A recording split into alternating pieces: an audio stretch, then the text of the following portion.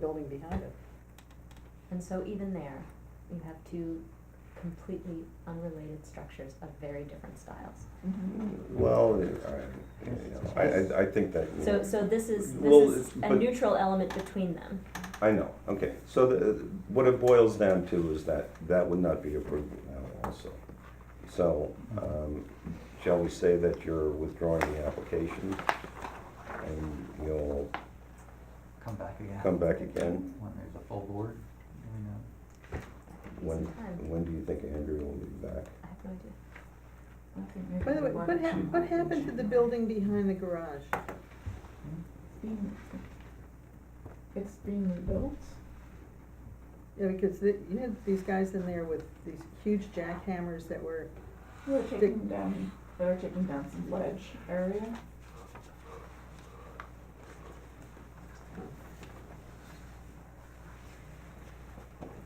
Are you finished? Yes. All right.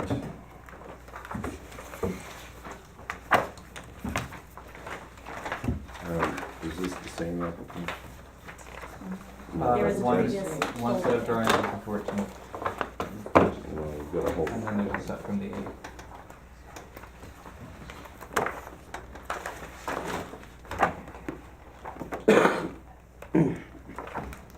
Do you want these back?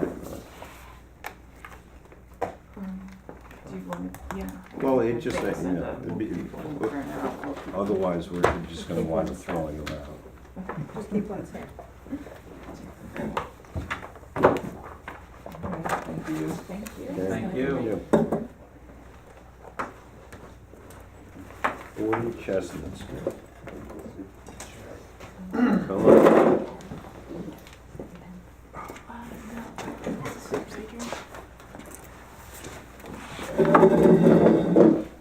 We can bring in the sample. Oh, yeah, no problem. Just quickly, my name is Paul Biker from Timely Signs in Kingston. And this is Terry Allred, he's our client from M&T Bank. And we're here to, we've applied for a sign, a replacement sign for their primary monument sign, and an update to the building sign. There's 3 signs here. There's been a minor evolutionary change in the branding. This is the current sign. You guys have copies of this? No, yep, Oh, they're okay. coming. And that's really, I guess, kind of our secondary preference, but a low monument is the only thing that worked here. Correct. When we did that We, original sign. Yeah, so the aesthetic for most of M&T's locations are fairly hyper modern, so it really wouldn't work in this particular setting. So their secondary preference is a low monument sign. The best buildings in the village. Yeah. I think so. And It's such a remarkable building. It's a fantastic building. the green base that's on it is out of our corporate sign standards. That's what Yeah. what marketing looks for. I'm a Um, construction project manager, Correct. so we look at what's the practicality of it. Mhm. All right, The brick building, right, existing, and this is what you're proposing. Right, exactly. And so what's the change on the building? Because this was what came through, we don't have building images. Oh, okay. No, we just have the street sign. I have, well, the building is a replacement. Oh, so, I'm sorry, here, Like for like. here's the building, is essentially a like for like. You'll see, it's the exact same size, you'll see that this little logo here with the mountains forming the M has been abandoned to Just just the the clean. typography. So it's the Right. same size, so Same. that just needs to be reflected on the application, because the application is only for Well, the. but the- That is- probably wasn't referred to. This time. wasn't Wasn't referred, these referred. two weren't referred to because they meet code or they're small, they meet code. The only thing Well- that we're here for really is it's, should have is been it the same referred. material? it's exactly the same size. So the only same thing that material. they're doing is changing the content. I'm just thinking about when he deals with the building inspector, Right, that these should indicate that we have seen that this is being switched out. okay, and, yeah, and I don't think this is really subject to review because Right, basically so it's the it's content. it's a Right. in-kind change. This is a good reference point though for the brick on the building, so even though our Anybody have any objection to this? Not one. This guy? Yeah, oh, well, first of all, secret. Do I have a secret motion? I know, go ahead, Carolyn. Move that it's type 2 because it's a minor modification. Second, Second. all in favor? Aye. Aye. Okay, And you wanted the 6 samples of what we were, Yes. Right, so, let me The pull brick, it. right. Sorry, these are not fantastic photos, but, these are the 2 brick, materials that we've whittled it down to. Essentially, they're kind of an antique. And, what we do have to do is look at it in context with the building. Depending on the light, and, we look at it in the hallway, it's gonna be one of these 2, probably this, but it might actually be that. The reason that I asked you to Mhm. bring in the sample was less about color Okay. or matching, because it's a distance from the building, Mhm. but it was to see the depth. Okay. Because, you know, when people write veneer, sometimes they mean a Yeah, this is Yeah. this is a little chunkier and, well, but, two things. Can I have that sign that, oh, I do have the sign, no, so that eliminates number 1. Number 2, I don't recall that the brick on the building really has an antique look to it. I mean, it has a pretty solid 1960s, 74. 74, okay. So, I'm not sure that we should be trying to go for an antique look when you're trying to match this. well, it's not really close to it. Well, Yeah. I know, because I banked there, so Mhm. I'm familiar with the structure, but to me, just because you're in the historic district doesn't necessarily mean that needs to be ye old brick base. Okay. We had some even more options that were more distressed that we discarded, so these were the closest that we. that was with the faux brick. Yeah, it was kind of a faux brick. So are these reclaimed brick that are cut into tiles? No, they're just cultured brick. And, Okay. Cultured brick, mhm. right, which means it's concrete. Culture. Is that more 1974 for you then? Well, I mean, I mean, be careful you wish for now. that's right. I don't know, I mean, I feel like the further sample, it doesn't seem aggressively rustic No, to me. I think it's fine. It does pick up a little bit of the red, which you do. Yeah, Right. the building does still read as having much more of those red I tones think in it. looking at that and looking at the sign, they're gonna look pretty similar. I wouldn't even put that in the mix. Yeah. Given Well, the red is I'm just looking at this because I don't know, I mean, when I've gotten brick samples, they came like this. But the understanding was it's a full brick. It's not a piece like this. When you say brick veneer, is it gonna be a full brick? No, No, it'll be a That's- thin brick. that's- Well, Thin we call brick. this That's thin it. brick. Okay. It's a fairly small base, so. Right. and it's a backer board that it's made. It is, it's a cement backer board, veneer process, typical, like a masonry construction, but rather than doing the excavation on such a small panel, it'll be its own self-supporting structure. Well, what is there right now? There's just aluminum or steel posts, inboard, inside the sign, going down as a direct burial, and then that monument skirt just is anchored to the actual support post, so it just floats there. So The it's mulch a kinda steel comes up. post set on concrete footings. Exactly, yeah.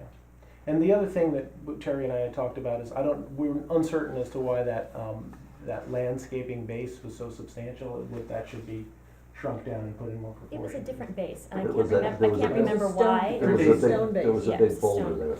Yeah, I Yeah. think It they was a big they rock. took out the boulder at one point when we put the monument sign in, because it didn't really work. I think it was Premier National had like 2 rods coming out and the sign sticking on top of the boulder, I think it was. So are we good? It was too painful. Well, I just do have one question. This ledge is what?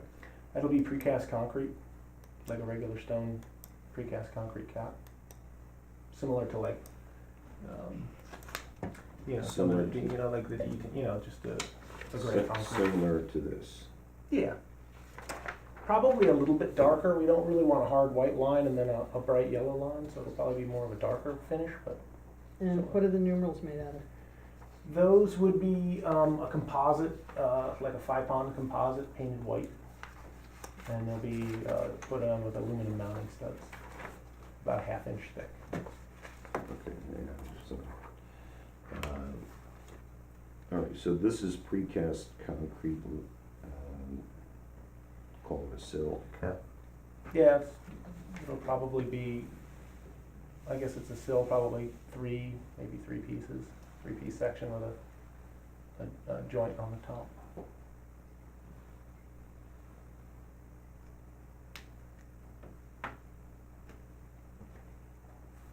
You didn't come all the way from Buffalo's meeting, did you? no. Okay. No, I have a regional project guy that goes from Utica to Albany to Westchester. It's a pretty I big just- territory I just, still. Yeah. yes, it is. Well, only project-related initiatives. Okay, and,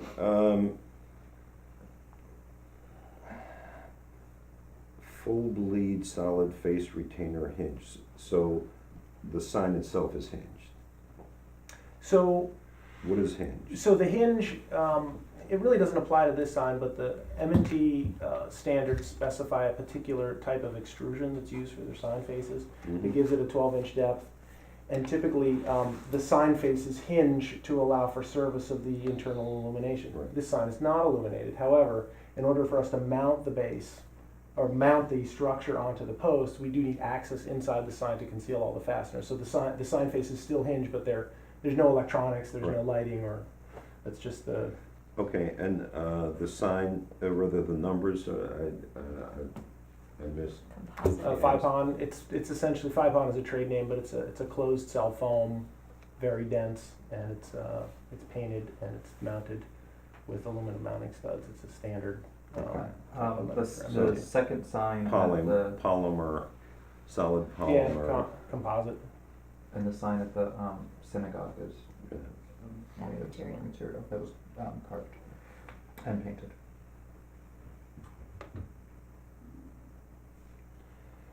Okay, anybody have any other questions? No. Do I have a motion to accept Okay, can the application? you clarify, are we talking just about the red, About what? just the red brick? Is that what's being, Anybody have any objection to that? no, I think sits well with the structure.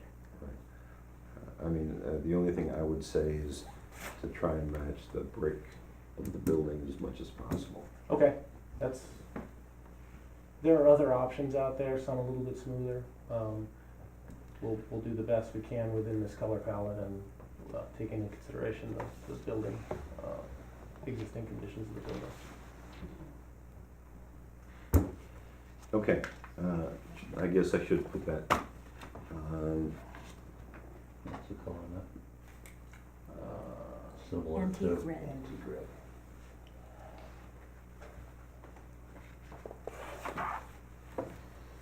you know, you can get real brick veneer as opposed to cultured.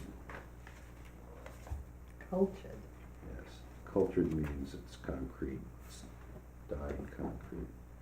Well, there's not that much of it, so Yeah. we can and the certainly, I don't think it's cost prohibitive to do that, so we could definitely get, Real, brick. real brick, okay. Okay.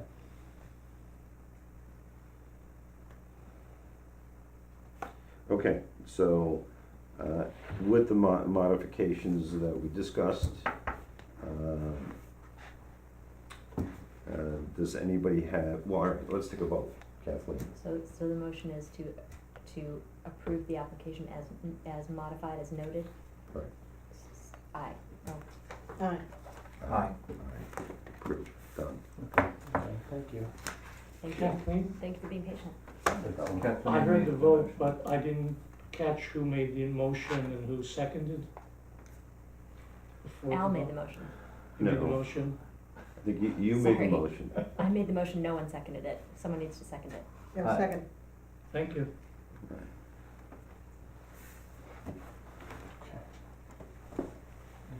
That's No, it. you're good. You're good. Thank Thank Thank you for you. being patient.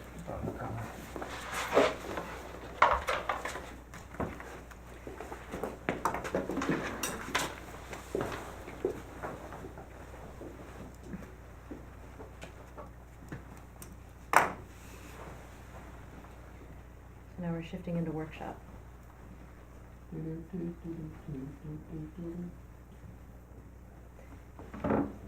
And, 2 Main has asked to move to December, so 124. What? 2 Main is Hudson House, Hudson putting House. that bathroom on the back of the building. Yeah. I thought we resolved that like a long time ago. Oh, no, we just saw some, So the workshop, I think they were just, it wasn't even drawing, it was just, you know, well, around here we're gonna do this, and around here we're gonna do that. what do you think? Oh.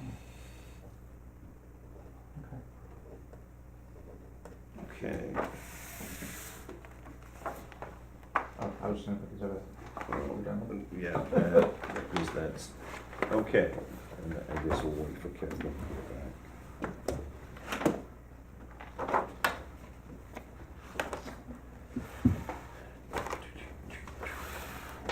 Guys, can come on down, because you're next up.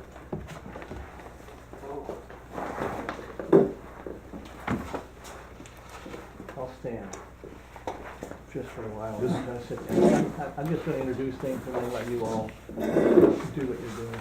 Okay. So I'll just take care of I it. processed this Did we do that already? one. Yeah, Did we? Yes. Are What's you that? sure? 24, Yeah, that's done. that's done. That is done, okay. 24 Chestnut was done. But there's not an application in the, That's Or did you because get I processed it and they, I would assume they mailed it out. There should be, oh, so maybe Anne hasn't put it in the folder, the cabinet yet. Okay. Seems to be Steve, but, hey Bill,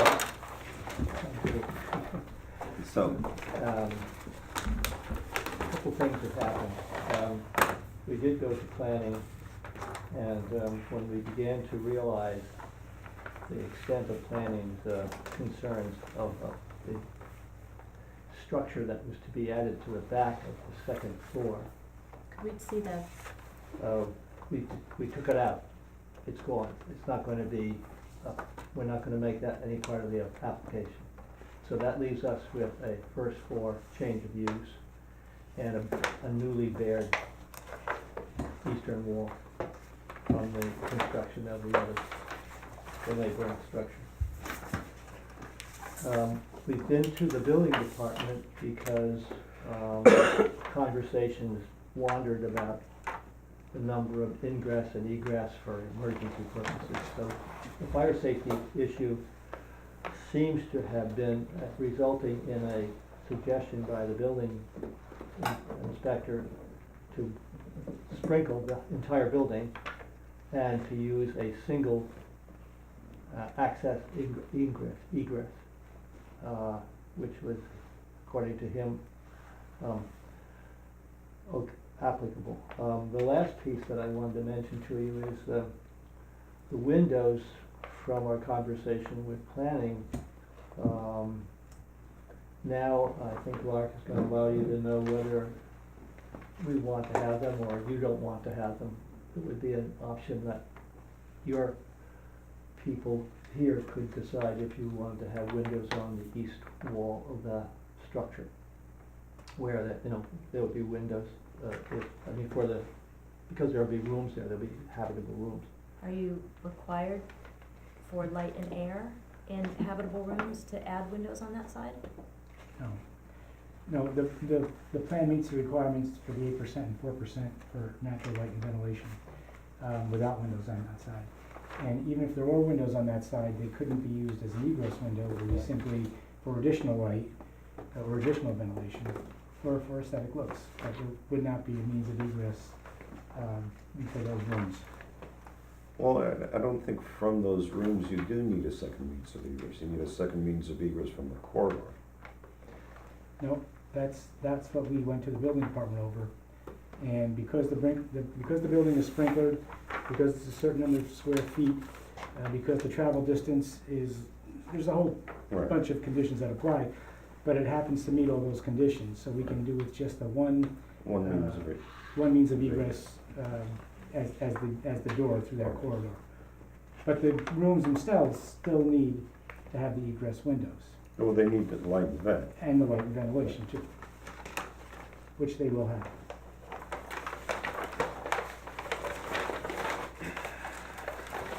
All right, so So why don't you take us through what you would like for us to consider? Okay, well, we'll start on the front of the building. It will remain unchanged except the two big plate glass windows that are on either side of the existing entry will be changed to the same type of window that exists now on the second floor. And the area around that will be infilled with the same type of siding, as you can see from the front elevation. The other change to that area would be the front door that now leads upstairs will be the same style now as is in the existing front door for the main part of the building. And that's what we had talked about last time. Yeah, that was what we Yes. proposed. It's not gonna be the same size, but it'll be the same Right. style. Yeah. And in Same- the same. last discussion, the plate windows remained? Last discussion, the storefront windows were unchanged. Right, well, that was a completely different floor plan inside too. If we get to the floor plan, we'll see how that had to change in order to accommodate this lack of egress on that, for lack of a better word, alleyway side. Now, in this one, you've indicated brackets, on the front corners. Have you made any judgment about the spacing, or is that the spacing you're proposing? No, we haven't, I mean, there's nothing set in stone about that, but looking up and down the street, they do seem, on buildings that have them, to be fairly close together. You know, maybe 12 or 18 inches maximum between some of them. Right, one of the previous iterations of this project, or versions of this project, the cornice line, when it was open, was to have looked for shadow lines of the corbels that were there, and I don't think that happened. But, there was a question of whether evidence of where the spacing had been remained, and you may see that when you open it. Right, and we could just duplicate that. I mean, Yeah, and there were, whatever there that were, spacing is. yeah, there were like old pictures that we showed. Right. Right, they're in the file. Right, I mean, and it's entirely possible that, I mean, hopefully even that there's at least one bracket left up there that we could just go with and make that the pattern for the rest of them.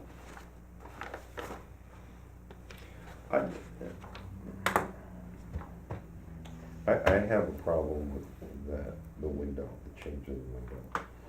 I mean, this, you're talking about a building that's right on Main Street.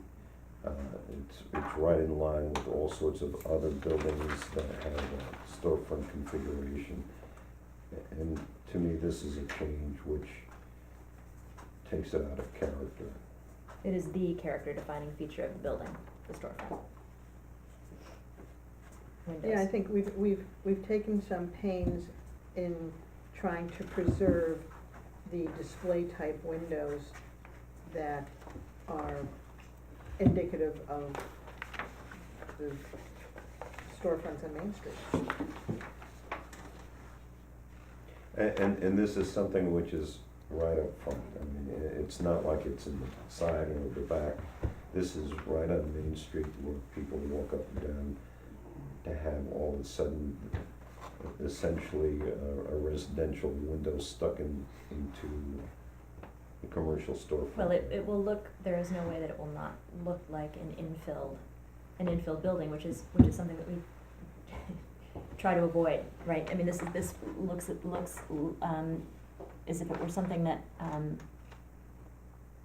was allowed to happen, it would be allowed to happen if there were not an historic district. I mean, the whole purpose of the historic district is to preserve the character defining features of the building. So if we stick with a slightly smaller but same type of glass that's there, and rather than infill siding, use more of that wooden material that's already there that comprises these corners and stuff, would that be acceptable? We could use, say, a casement window. It's the proportion of glass to facade that makes a storefront window look like a storefront. And not a casement window. They're their glass storefront windows. I mean, this is a window that is shorter and narrower than the space that is currently occupied by the windows. It's filled in with the siding on the bottom and both sides. I mean, Well- any remnant of the historic facade on the building is gone with the removal of those windows. I mean, that's about what remains at this point, because it's been altered in so many other ways. You can still read it as a storefront building because of the plate glass windows. So then if we go back to the plate glass windows, so that it keeps that appearance, but it can swing open, would there be an objection to that? I don't know how that would happen. I'd have to make that into a casement type window. I mean, then it's not a storefront window anymore. Well, it It's looks a- like a storefront window. You couldn't tell the difference. What I'm saying is if visually there is no difference, what would be the objection to that window then? Well, the objection is that these are windows which are right on the sidewalk. I mean, it's not like this building is set back 20 feet. It's not like it's on the side. This is right where people walk past the building. And these changes that you're proposing are very noticeable from the front.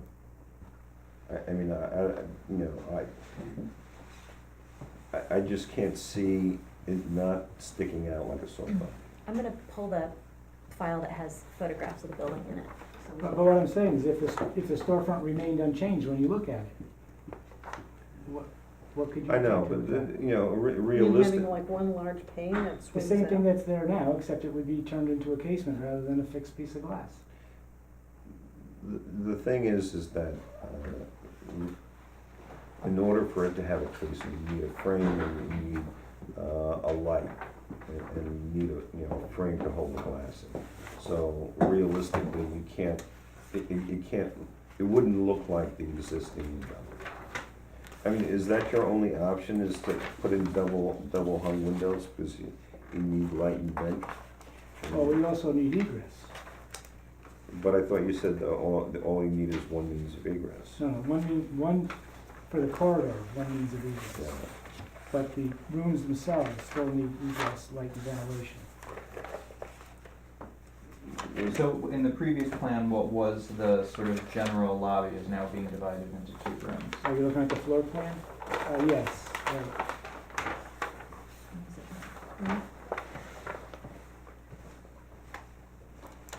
What was it?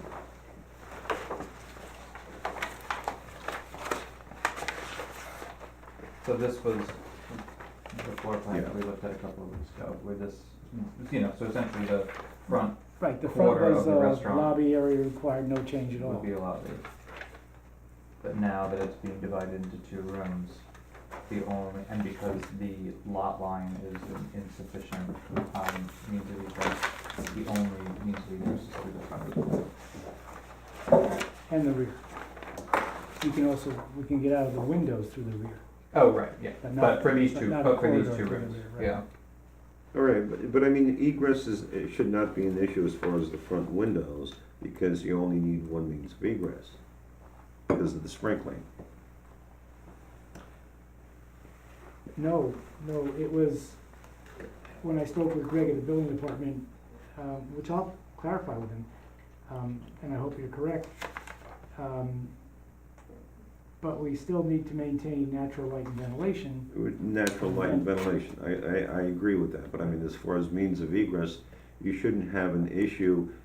If the building is sprinklered, then, if all you need is one means of egress, that's your means of egress, the door.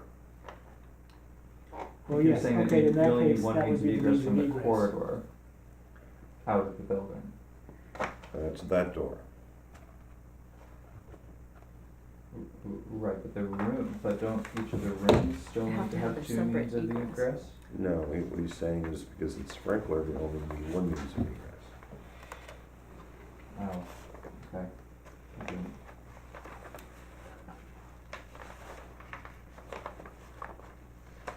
Well, I mean, the issue that we're concerned about, egress isn't our issue. Right. Our concern is the impact, on the historic resource and the fabric, and, it boils down to something very simple for me, which is that the character defining feature of the building will be lost. Right. Yeah, I mean, you know, the storefront window is something that I think is not something that we can.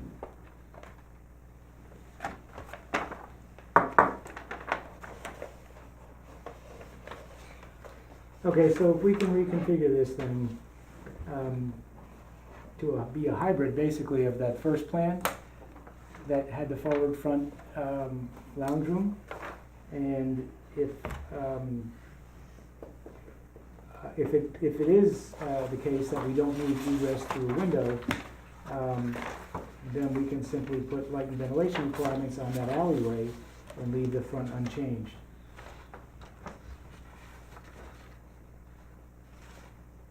Did I see that, Because it seems like in the original plan, you still have, I mean, just thinking about all of your needs, you still have 5 rooms on the first Right, but floor. in the original plan, we had 2 means of egress, one here and one here. Right, And the problem, of course, now is that Jimmy doesn't own this, right, so we can't use this as egress. right.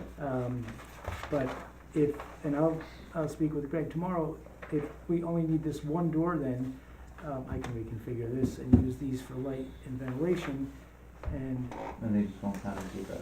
they wouldn't be egress, but if then we don't need it, then we're home Then free. you can keep the storefront. Mhm. Right. Okay, now these 2 windows in here, I can't see which ones you're pointing to. Oh, the 2 front ones. no, the 2. Oh, the Side. 2 on this side, right. Yeah. What are those? Are those, Those are fixed glass right now, and what do you propose them to be? fixed glass, no change. Okay, there's no change.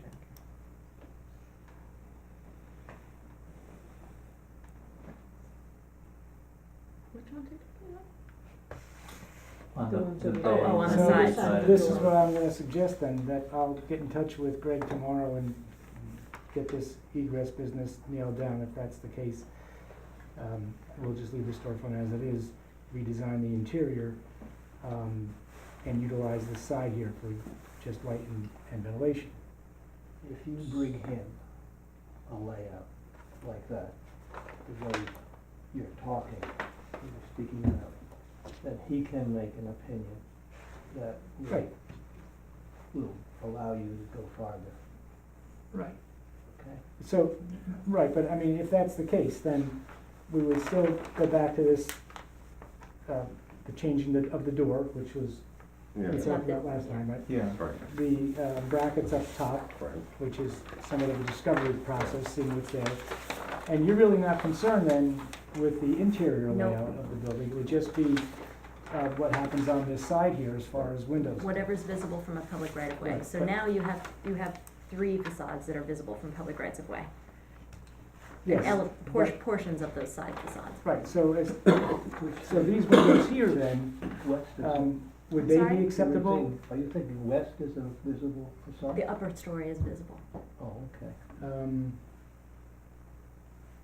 On the west side, the riverside. Yeah. The Riverside. The Right, top yeah, you story. can The see bonus drive. this part in front of the pizza parlor, and then if you go down the other street, you can see the back, Yeah. but that other roof. But, and when offsets we met last time, I don't think anybody really had any opposition to the window pattern on the alley side that we Yeah. talked about. The main issue that we were talking about was just the positioning of all the HVAC. Right, and that's another thing, I've Yes. moved all that now to the back of the building, The back, would be the least- pizza side. the back pizza side would Yeah. be And least wasn't there visible. also, on the pizza side, wasn't there also the issue of lining up the first floor window here and the second floor window above? We don't have the second floor window now on the pizza side. That was the 9th room. That was the end. No, not, This not one on here. the attic. What about this one here? Right? Yeah, I'm talking, you see, now he's got one window here, and these guys don't line up. You know, so it So, looks kind of Do you want artisan. those windows to line up? Well, it'd be nice if they could. Are those windows already cut? Are these windows all? The top windows are there, the top bottom windows. ones, of course, aren't. Oh, Well, right, the 'cause bottom they're ones in the- actually 'cause are there, these- but they're boarded up, closed over, whatever, I mean, Right. we'll just They're line those with the. adjustable. Yeah. They're in an adjustable state. Yeah, Yeah, now, the other question I had is, on the main door in front, is there a transom above that door? there is, but you can hardly see it when the awning is down. Well, when the awning is down, but the awning does go up. It Yes, doesn't- but I- it right. isn't- If you look at this drawing, you can just see a tiny little bit of the transom outline there.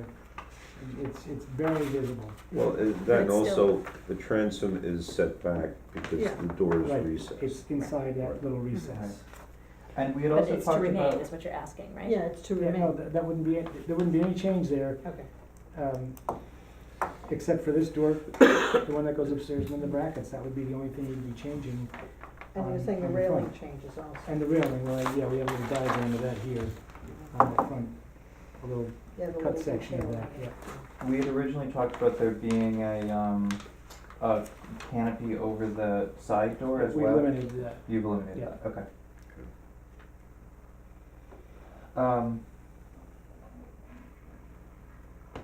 Well, I guess you need to talk to Greg. I need to talk to Greg.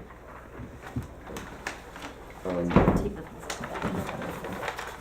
I mean, the other issue was this fire escape situation, but That's that's not gonna also gonna change, that be, remains exactly as it is. Oh, the design of the fire Necessary. escape is not enunciated. There was a couple of ideas about whether it should be, It the should come direction. back or go away, go away from the left, go building. right, go straight. but isn't it just gonna remain as it is now without the extension being added to the second floor? I don't know. There's no change to the fire escape now. Right, yeah. It just That's stays the exactly as it platform. is. Yeah, so you can't see it from the front facade. Right. Right, and again, the thing that we need to see, I mean, the floor plans are helpful, but what we're interested in are the elevations, because that's what we approved or don't approve, okay? Yes. Kathleen, you got anything else on this? I do not. The drama for us was to get rid of that or the room in the back, because it was going to take every kind of board that the village had invented to come back here. To add to add the extension to the second Yeah, floor? I mean, they were talking about bulk, they're talking about Oh, setbacks, they're talking okay. about view from Garden Street, went on and on. If we don't have it, we have a better chance of more accelerated improvement to the downstairs.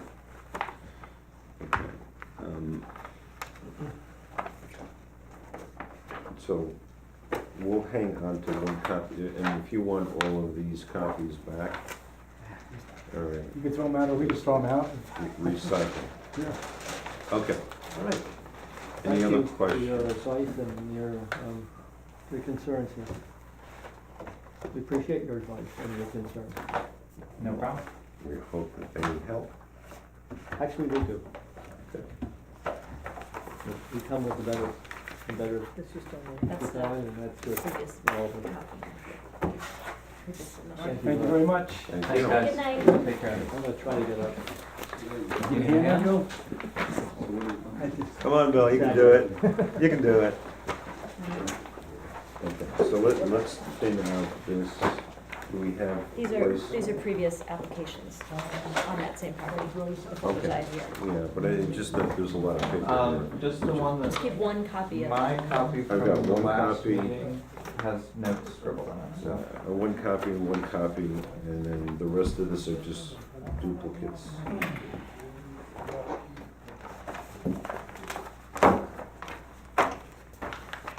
Okay, so.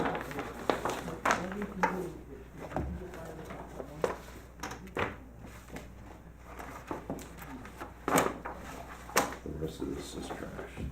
So let's do a recycling pile here. Sure you got one of each? So did Andrea end up sending the notes, or she didn't? She did not. Okay. Okay, so 21 Parsonage Street. Thank you for being patient. Yeah. It was a small agenda that extended into lifetime. I understand. I'm Kathleen Foley, yeah. Nice to meet you. Nice Marcella. Carolyn. I'm Marcella. Marcella, hi, I'm Sean. Linsky? Nice to meet you. Nice to meet you. Hi, nice to meet you. Hey Sam, I'm Sean. Carolyn. Nice to meet you. Kathleen. Hi, Kathleen. All right. This is our first time doing anything like this. So Thanks. is everyone familiar with the building on Parsonage? Yep. We've been waiting for someone to look at this building. We love it. So we have not filed anything yet. We're waiting for the last set of plans from our architect, but, sorry, we did file with Jeff, but we haven't filed with the building yet for the change of use with the planning board yet, or with you yet. Our intentions are to turn the building into a residence. 1 bedroom, 1 bathroom. We have worked with our architect to keep the facade that faces the street as close to what exists as possible. The footprint of the building we're keeping, the exact dimensions of the building, the pitch of the roof, everything about it we're keeping. But we're gonna also hopefully make it a livable space. So windows, doors, obviously needs to be connected to the plumbing and the utilities. Can you orient us to which side we're looking at without the buildings around it? It's hard to know what's. Yeah, and sorry, the architect just picked a random rendering for the background. On the grid plane. These two are the front from the street. So This is like- existing and proposed. This is like existing and proposed, No, is that I'm it? sorry, I should be more clear. This is shuttered and not shuttered. Oh, huh, So what we're okay. trying to do here is have the option to bring it to what it looks like now when we want it to, or be able to open the shutter and expose this window here. Okay, giving- so there would be some sort of shutters that would, These are the shutters closed, yep, and then if they were open, you'd see a diagonal coming down here. And I think the third page probably gives you a better idea of what it looks like. They open this way Mhm. onto the center of the building? oh, got it, yeah. So that's the front, 2 different versions of the front, they're the same. Have you been inside this building yet? Do you have any pictures of the existing building? I didn't put them on there, I do have them on my phone if that's That'll work helpful. for now, for a workshop. And then the second page is the back and the side.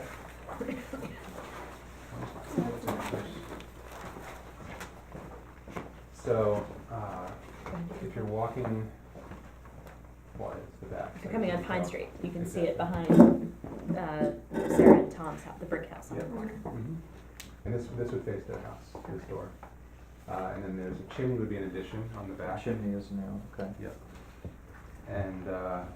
And then the last page gives you an idea, I think a better idea of the shutters, but What does it sit on now? it will need to be put on a foundation, this is on nothing right now. Okay. The building, and I'm not sure how that's gonna be received by the building department or the planning board. They might ask me to actually set it back because it doesn't meet any of the current setbacks and it's right on the street. So we're flexible honestly to put it anywhere that they want it. We have to set From our perspective, where it is where it belongs. You wouldn't, because if you were to meet our current zoning code, you'd be way off the street. 25 feet back. Yeah. Yeah, we're flexible. I mean, we'd like to do whatever's easiest and most. Okay, and the thing is that, the context is important. So, while this rendering is nice and nice trees and everything else, but we would like to see its neighbors and what it's set within. How do you feel about concept? I guess I'd like to know a little bit more about the history of the building. Well, it's on the 1912, the 1927, and 37 Sanborns. Right, so. And it But, and it doesn't, and this lot does not show up on the earlier Sanborns. It was put, Sarah, the Hubers who own the brick building, this is obviously unofficial conversation. It and the brick building were a single property.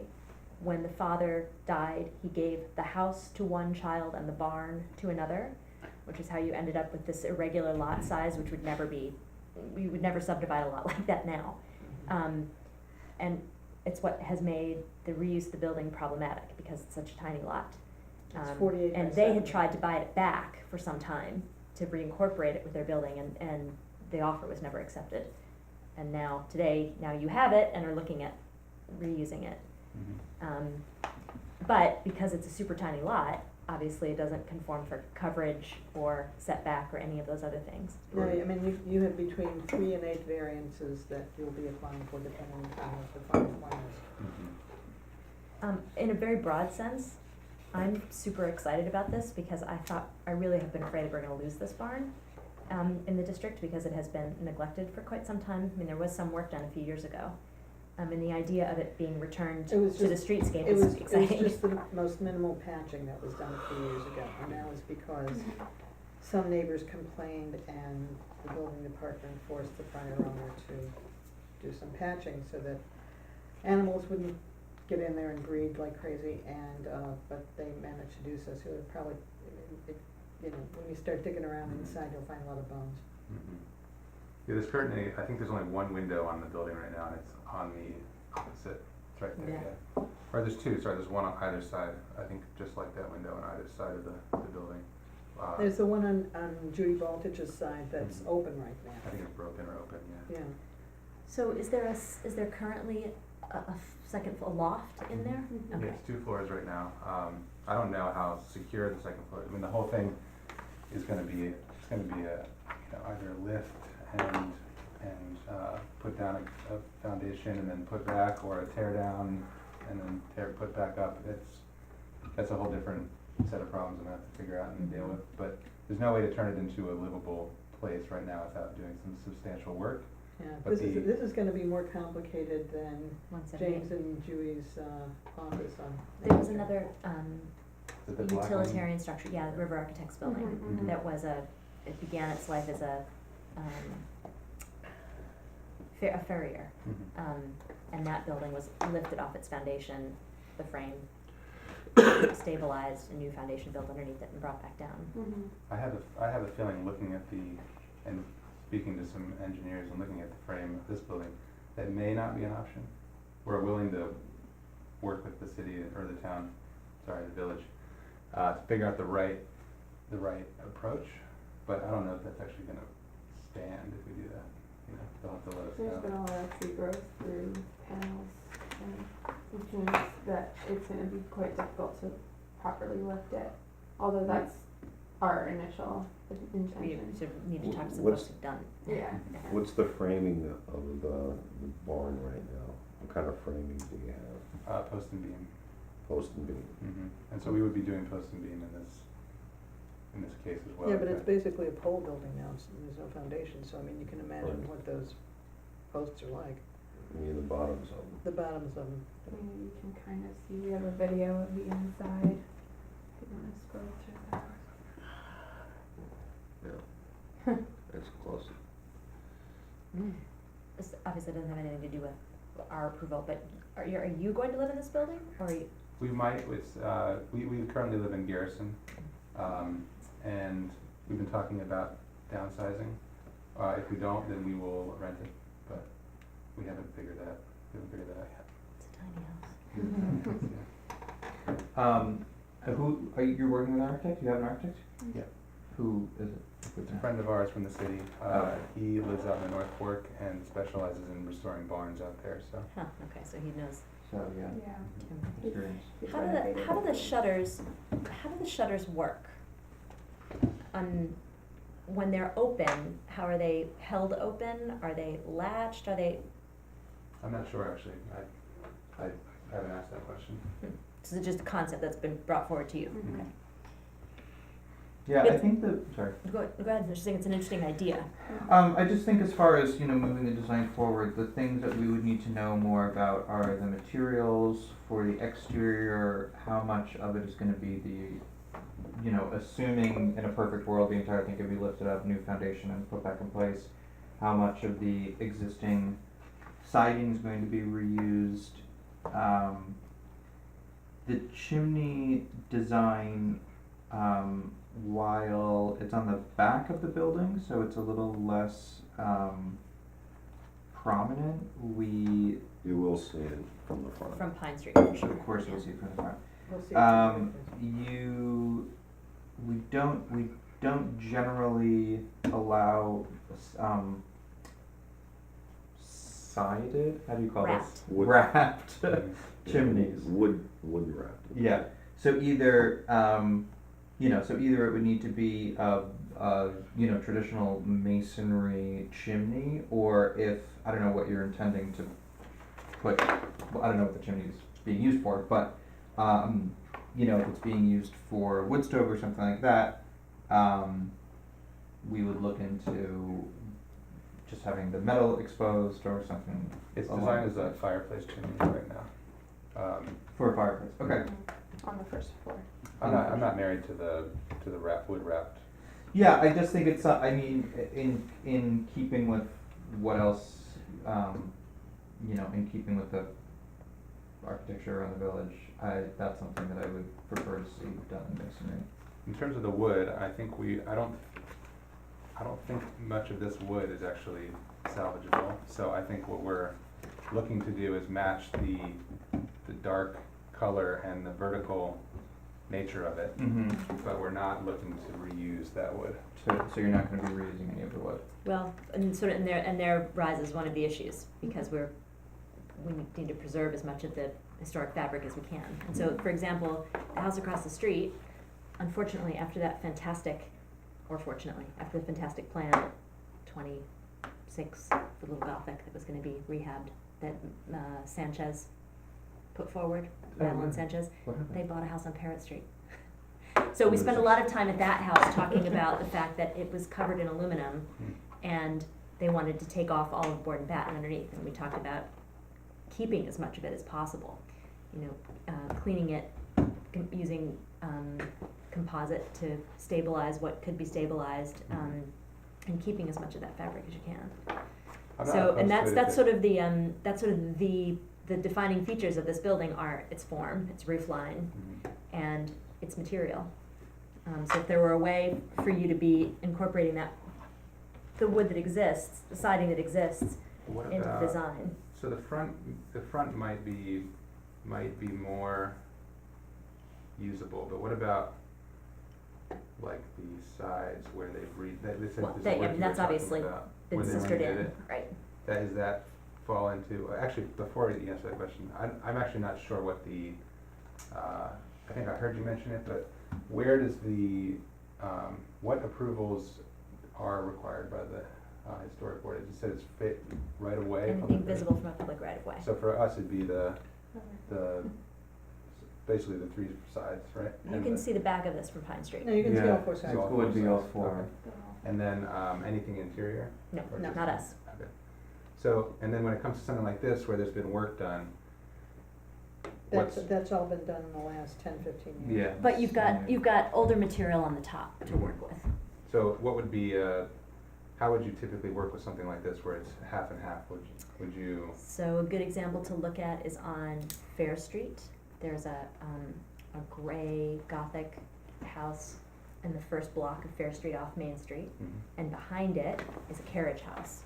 And it had a 50s door put in this Gothic carriage house. And they took out the door and sistered in pieces to match the board and batten that remained. And that was done quite successfully. They took out the replacement fabric and replaced in kind with the original fabric. But are you doing windows on that side? You are. So you're gonna be losing some of that anyway, right? Is this the same? yeah, we would lose You lose the corner. basically the corner, yeah. So that's a successful example to look at. So would you, in this example here, and let's say this wood were not, let's say it were salvageable in the top half, but the bottom half is not, doesn't fall within the historic, It's not original fabric, right? then would you try to have us match the bottom to the top? Mhm. Or would it be better to do full replacement that matches the character, if not the actual wood of the full side of the building? What would be the, Well, You mean so because you're there's a pro- seam, because it's not continuous planking? Yeah, you're probably not going to have that much material to play with in the long run anyway. So you're going to have to incorporate new New material material, into sure. it somewhere. And I mean, the point another- is to keep it as close to the look Okay. Well, and also you've Yeah, got, the if you're gonna same be sizing taking and pieces same- off the same kind Oh, of material. to infill windows, you're gonna have pieces you can move Mhm. too, from other portions of the building, That's back what, to infill.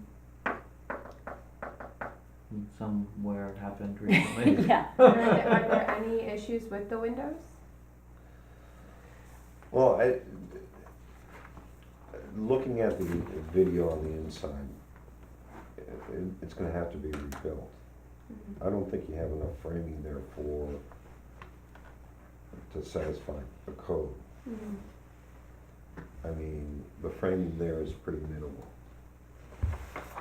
Yeah, it's either gonna have to be reframed from the inside, and then lifted, or taken down. Well, that and also, I mean, if you look at the roof, for example, it looks like your purlin spacing is something like 8 feet on center. I mean, and, you know, you throw on what you're gonna need, you know, as far as sheathing and insulation and everything else, and it's gonna have to be certainly reframed. The upshot is that realistically, you're not gonna be able to save the barn as it is. You know, what you're probably gonna wind up doing is salvaging as much of it as, and I have to agree, I don't think that you're gonna be able to lift it because it looks too fragile. You know, basically, you're probably gonna replicate the form in some way and using as much salvage material as possible. which is That's- one of the applicants you were listening to earlier, when we talked about the Gothic cottage, they were in a similar situation, where Yeah, the the foundation boarding- had the boarding completely back failed, cottage. you know, this much of the walls had failed, you could lean on the walls and it would shift out. And that building was not stable enough to lift, Mhm.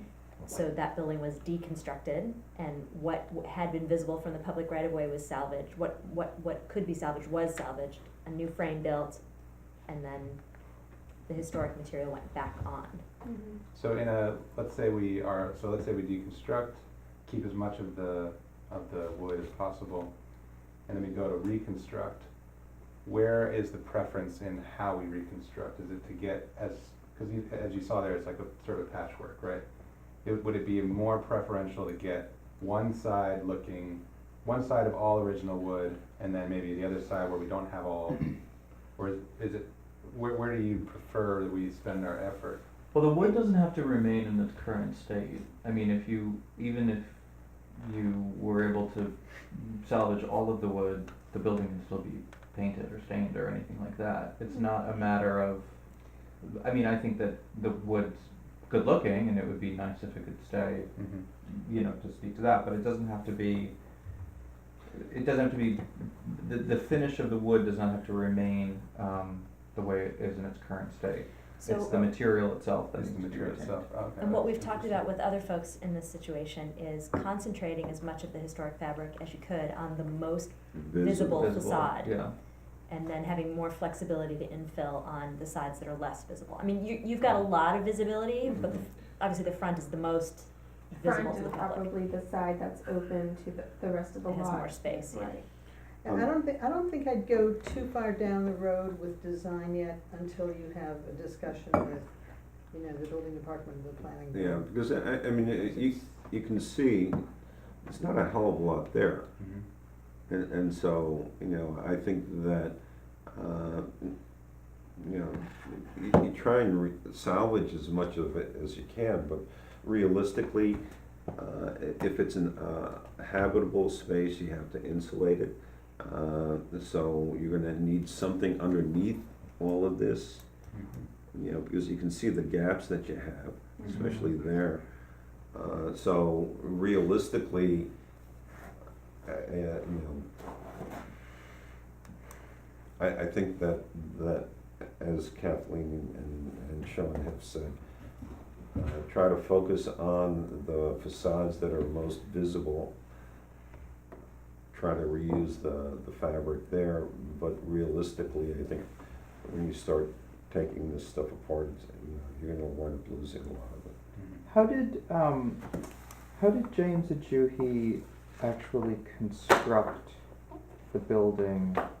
They kept the frame, they had Built a the, frame inside the frame.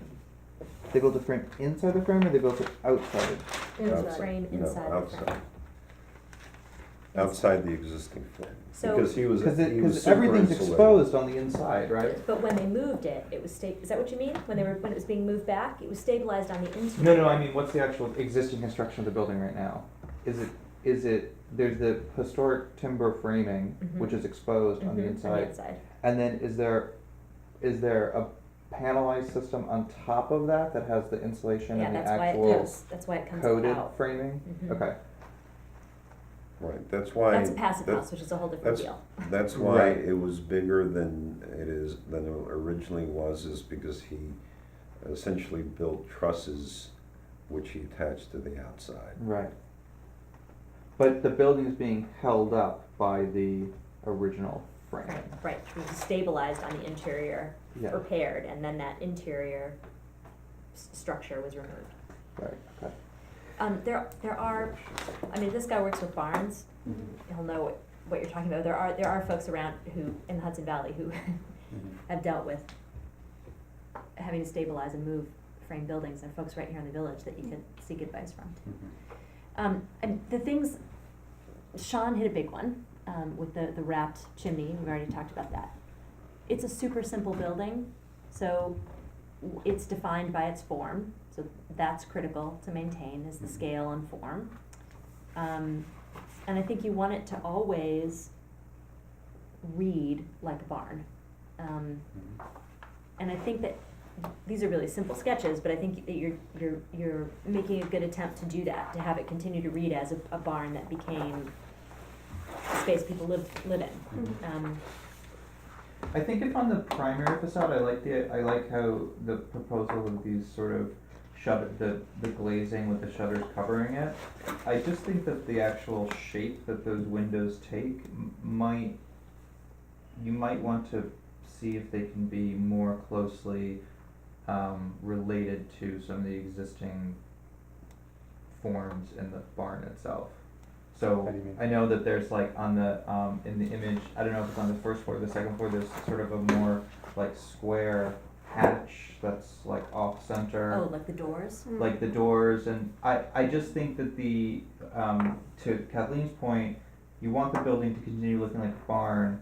In the back, I'm less concerned about the back because that's how buildings work. But on the main facade, you know, having these tall windows with the shutters or without the shutters, it's kind of moving it a little bit from barn to sort of chapel, and I think part of that is just because of these really kind of tall, exaggerated shapes. So if instead of having these long, tall windows in the front, if you could have, glazing, like I said, more similar to that entry hatch, I think the shutters are still a really good idea and a really good way of diffusing light and adding some privacy, but maintaining some of the sort of barniness is going to be pretty critical, particularly if you are getting into like a real reconstruction, and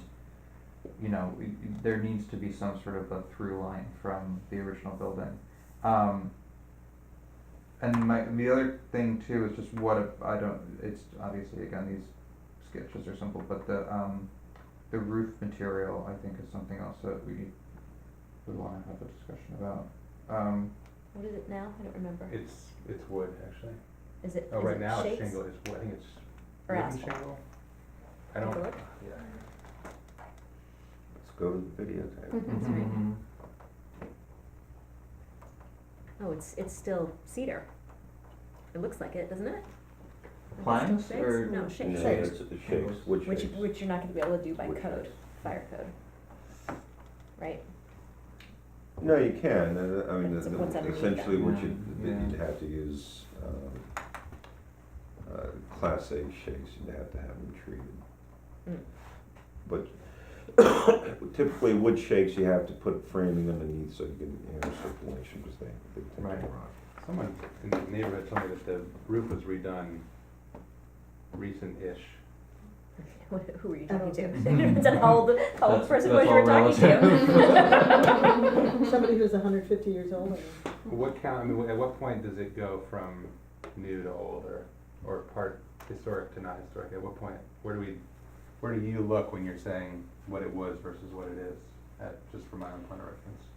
Or is it just what it is now and that's Well, there's a period of significance for the historic district, which is It's quite big. Eighteen, It's a big 1812 range. to 1930. 1930, 35, so,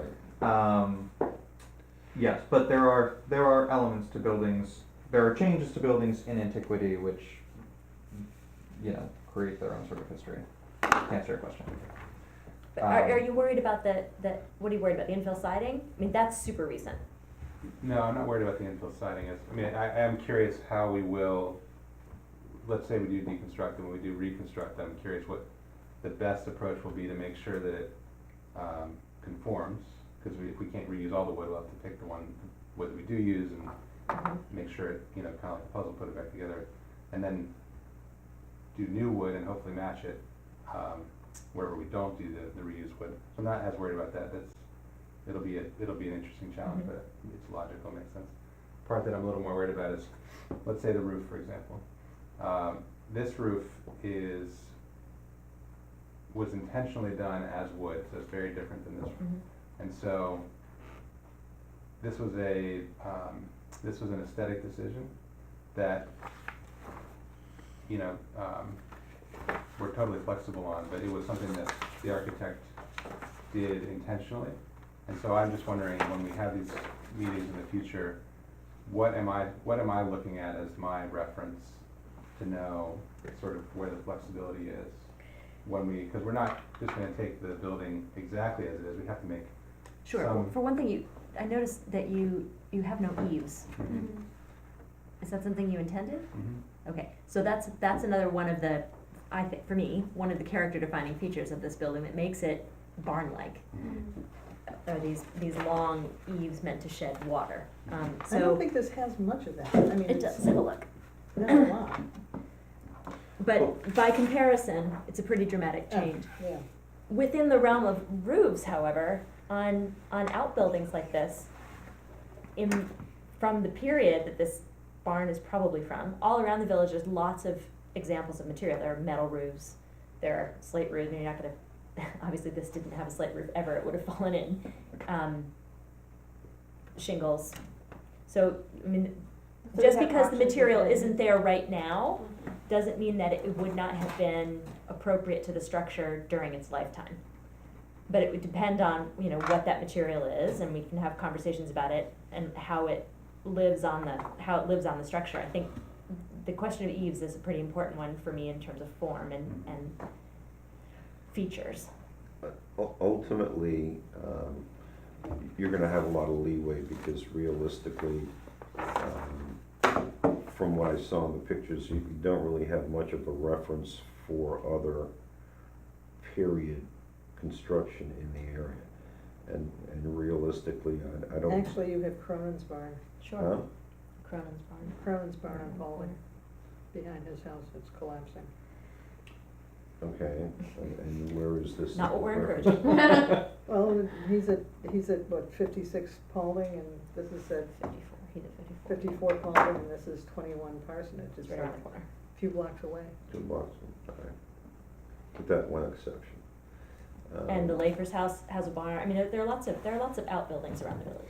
Yeah, I actually, think that and- there's and- buildings and that are- Kearney has a barn too.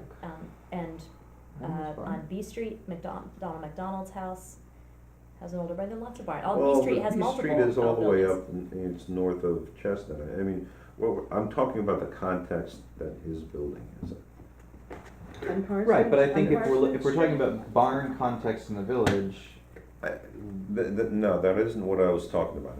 I was talking about context that this particular. On the block, that On block? the block, yes. I don't think there's another barn on that block. What And, about- and, you know, if you look at least what you can see of the other houses nearby, you know, they're all sort of, You got a low nine- scale. You got a and- 1920s craftsman next door. Right, so, you know, realistically, that's that's the period that you're talking about is really 1910 to 1920s type of construction. But the thing is that ultimately, I don't know This how is- much this you're is gonna in be the able row- to salvage. This is in the row of the cottages. No, Yeah, this is yes, across the yes, street. this is across the street in that block with the cottages. There's all sorts of, stuff on that block. Okay. From what lots of period? periods From what is what I'm period? From saying. any, from, From no, lots you've of got, periods. you've got the really nice Greek that's behind the Baptist church. You've got a bunch of, you've got at least one 1950s On the same side. little, Mhm. thing. And then you got the Boisvert's house, that was that little tiny house, Little Greek. yeah, that's, just on the opposite side of Judy Baltich's house. And then you got the brick house on the corner, it probably had a storefront at one time. The Italian, You got and all then the- you've got the cottages, you've got the worker cottages all, Yeah, and you got the all worker down the other side. cottages on the other side, you got like 3 or 4 in a row. But around the village, I mean, I don't think that they need to, when thinking about ancillary structures, there are lots of ancillary structures around the village to draw from. I never said there weren't, So I'm not sure why you're pinning them into 1910. because that's when the last documented time that we have when this appeared. Oh, on the. No, the first documented time that it appears is 1912. 12.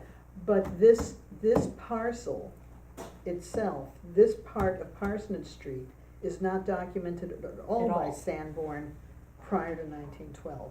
Okay. So it could have been there before that, we don't know. How about, where's the beers map?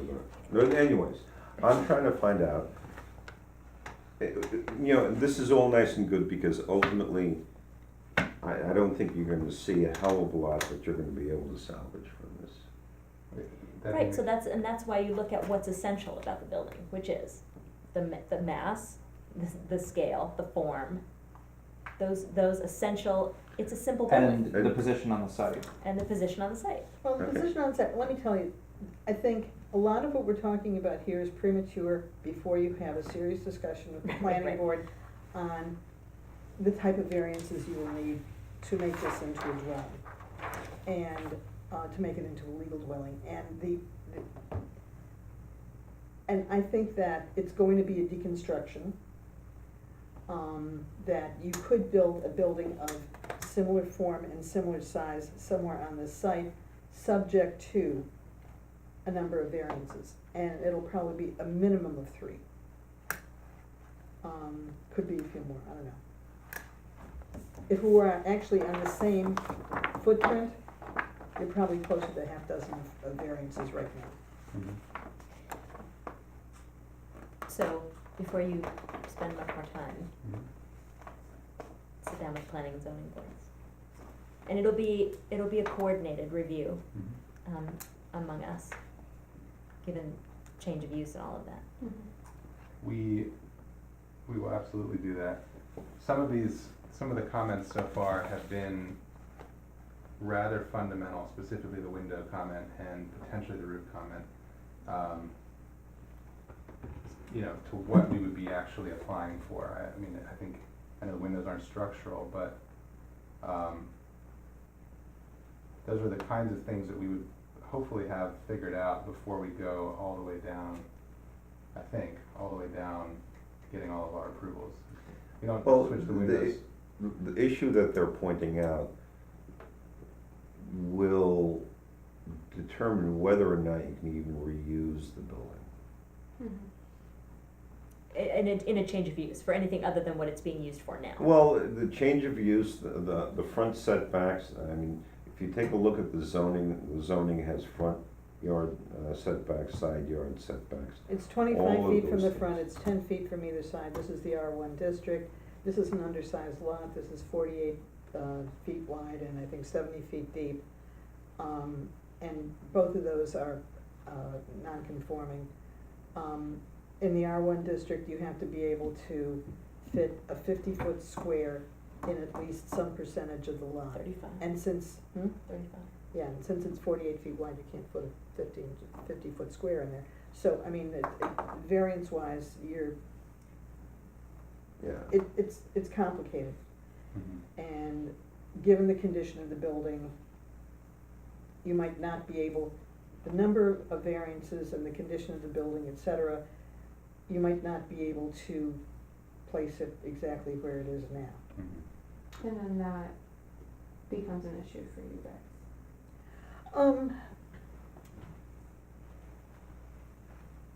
It's like 6 of one and half dozen of the other. It depends upon where it comes out. Well, this is not the first time that we've looked at, a building that had been modified in a major way that impacted setbacks. And so we've, working with the zoning board, had conversations about what a good compromise is. So, for example, High Street, a house on that street was lost to fire a few years ago, completely lost. And to rebuild the structure according to code, it would have sat way back in relation to everything else around it. And so we had conversations with the zoning board about allowing the structure to be closer in line with the buildings around it. That's why we do coordinated reviews, so we can have those kinds of conversations. There's also a rule in the zoning provisions about the average setback from the street, 200 feet to either side. So, I mean, you know, like Judy Baldridge's house is set way back. The, almost all of the houses are set some distance back. So, you know, it'd be non-complying either way. Non-conforming. Mhm. I mean, it was used for a barn, and I'm sure that's where, it was a carriage house. And the village only had zoning in 1967. Which is why it reads in such a suburban way. And that's being So worked on now. The upshot is that you really should go check out all of the zoning issues. And I think you probably have enough, and if you talk to your architect, have them, you know, show it on a site plan so that you can lay out exactly what the code required setbacks are, what the percentage of lot coverage is, all of those issues which are typical zoning issues. And take that to the building inspector, and he'll be able to tell you, at least refer you to the zoning board or the planning board. Would you have to go to the planning board? I mean, it's, Change of use, it's what? change of use. Change of use. Change of use.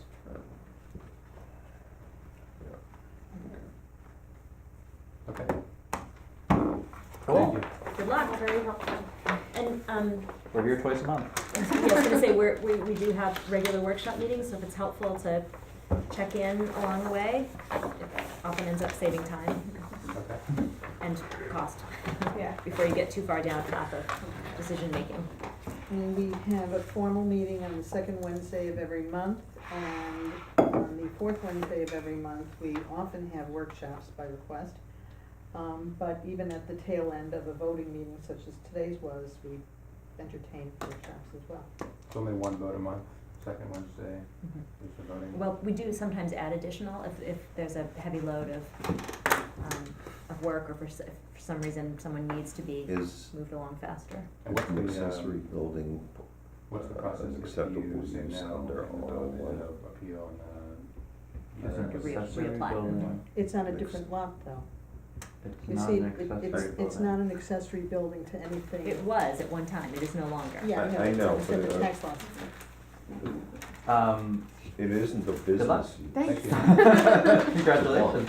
But it's becoming a habitable We'll see how it structure. goes. It'll get a little That's rough change around of the use. holidays with Yeah, our I meeting think- I schedule, think but It's change of I'm use, sure we no probably question. won't see you until the new year anyway. Awesome. It's already Thank you. been, well, Jeff hasn't given you a referral, right? It's on Jeff's desk with the, I mean, he said it was being referred out to all three. I think I got the referral all three. Planning, zoning, and Yeah. About to start on an odyssey. yeah, Jeff called it a trifecta. That's great. Yep. Well, hopefully next time I'll have some decent carpeting in the back. Oh, okay. I thought that was part of the history of the building.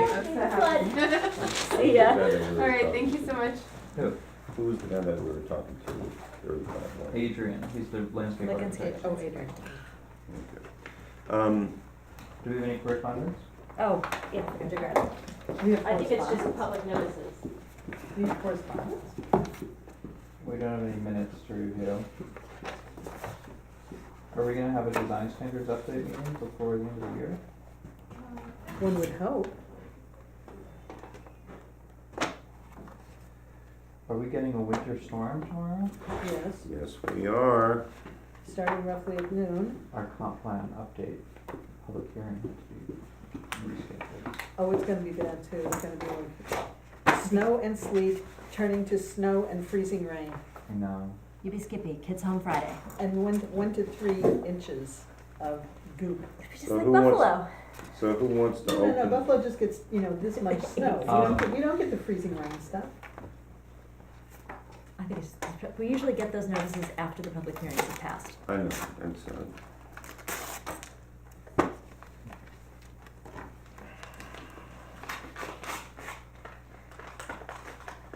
There are no minutes. I will check in with Andrea to see where things are and take that off her hands. October 18th? Okay. Ooh.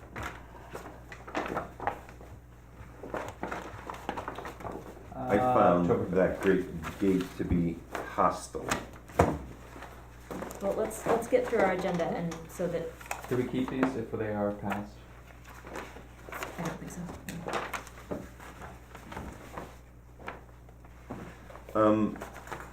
Should actually see it. Here, I guess. Anybody interested, put it back in the correspondence minutes and scheduling workshop. Harriman Bear Mountain Trails Improvement Project. Who is that from? The, Metropolitan, New The York New York Metropolitan Metropolitan Transportation Transit- Council. yeah, Yeah, that take, yeah, we get that all the time. and this is, So Al, this 24 do you Chestnut, still in here? We don't need it, it's rubbish. Do we just toss it? Okay. What? The correspondence, yes. okay. So what's the story with I this? processed Okay, so I need to ask Ann what happened to the, that, our file Application. copy, yes. okay. When can we schedule a design standards workshop to get that done?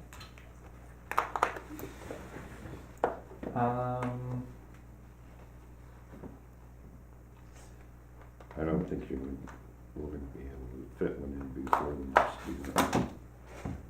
But, Before January? yes, Why do you say that? We could because probably we fit got in 2. Thanksgiving coming up. Gives us a whole week. I can meet on the, Sunday the 2nd. I could do. Sunday, December 2nd? And that would be most likely the only time I could meet in December. He's traveling.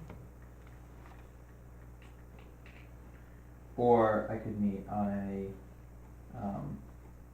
weekend, perhaps. I'm flexible with Sunday mornings or weeknights. Sunday the 2nd is the only, Sunday that I could do, but I could meet on the 5th, or I could meet on the 19th. December. What kind of day is the 19th? It's, probably gonna be overcast. No. Day of the week. It is a Wednesday. It is Wednesday, December 19th. Although we should actually, so December, our monthly meeting will be on the 12th, and then our Usually do. workshop meeting would be on Boxing Day. So that, Oh my God. That's a big deal You for want some me of to, us. to meet on Boxing Day? no, I don't. Some of us don't. Some of us actually. So I guess that it begs the question: should we Or Kwanzaa, Stop. 26? should we Boxing hold Day the is 19th 26th. as being a? I can't imagine. The workshop for that month? Yeah, I mean, I can't imagine anybody who would be coming on the 19th would not be able to come the week before the 12th. But should the 19th be held as our workshop, and if nobody wants to do workshop, then design standards meeting, That's a good idea. so we could meet on the 2nd and the 19th. That would give, that gives Andrew exactly 1 month to get her act together and to show up. Should we pencil in those 2 days? Well, okay, our regularly scheduled 12th. is the 12th. And you put that in before. Yes, so we're proposing design standards review on Sunday, the 2nd in the morning. Like 10 to 12, hard stop. I just think 10:30 is just so much more polite, but you can say 10 to 12. And then workshop / design review on The 19th. Wednesday the 19th. Cool. I would like to make a motion to adjourn. Second. All in favor? Aye. Aye. And then January.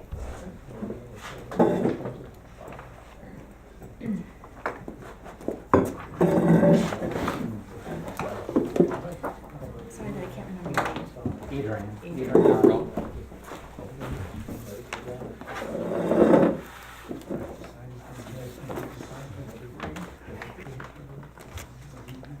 Maybe you could chat outside, that's okay? We're done. Okay, thanks. See, thanks.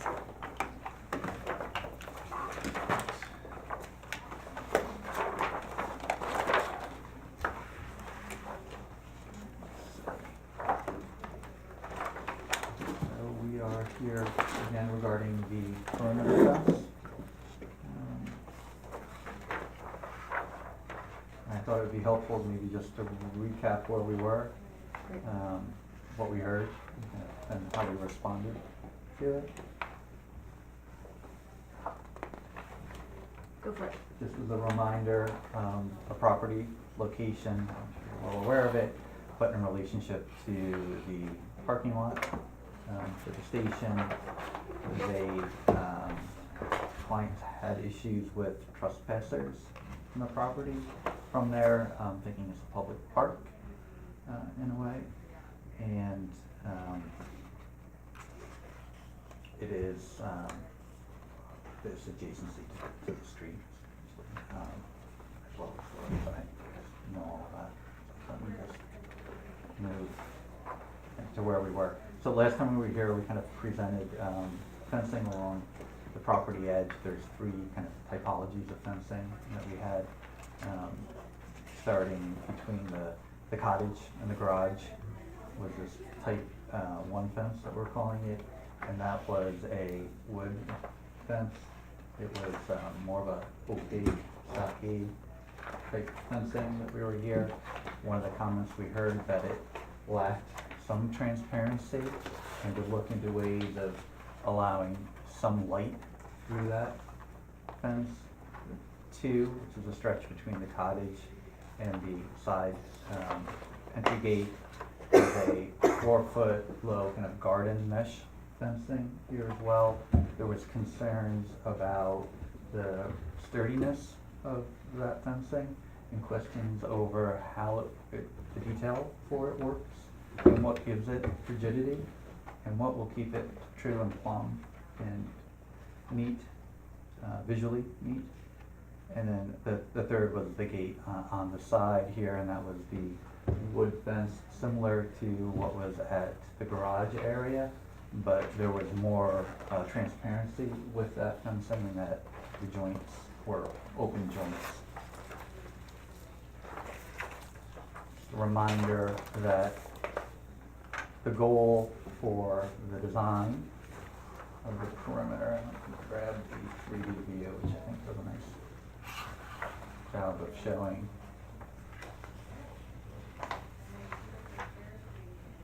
For most of the street edge, we really don't want the fence to have a presence. We're holding both the 4-foot garden fence back up on the ledge embedded in planting. It does provide a level of security, but visually, it's not meant to have a real presence on the road embedded in planting. The gate at the garage also held 35 feet, or 35 to 40 feet back from the road, so that, again, it doesn't have a presence on the street, as much of a presence.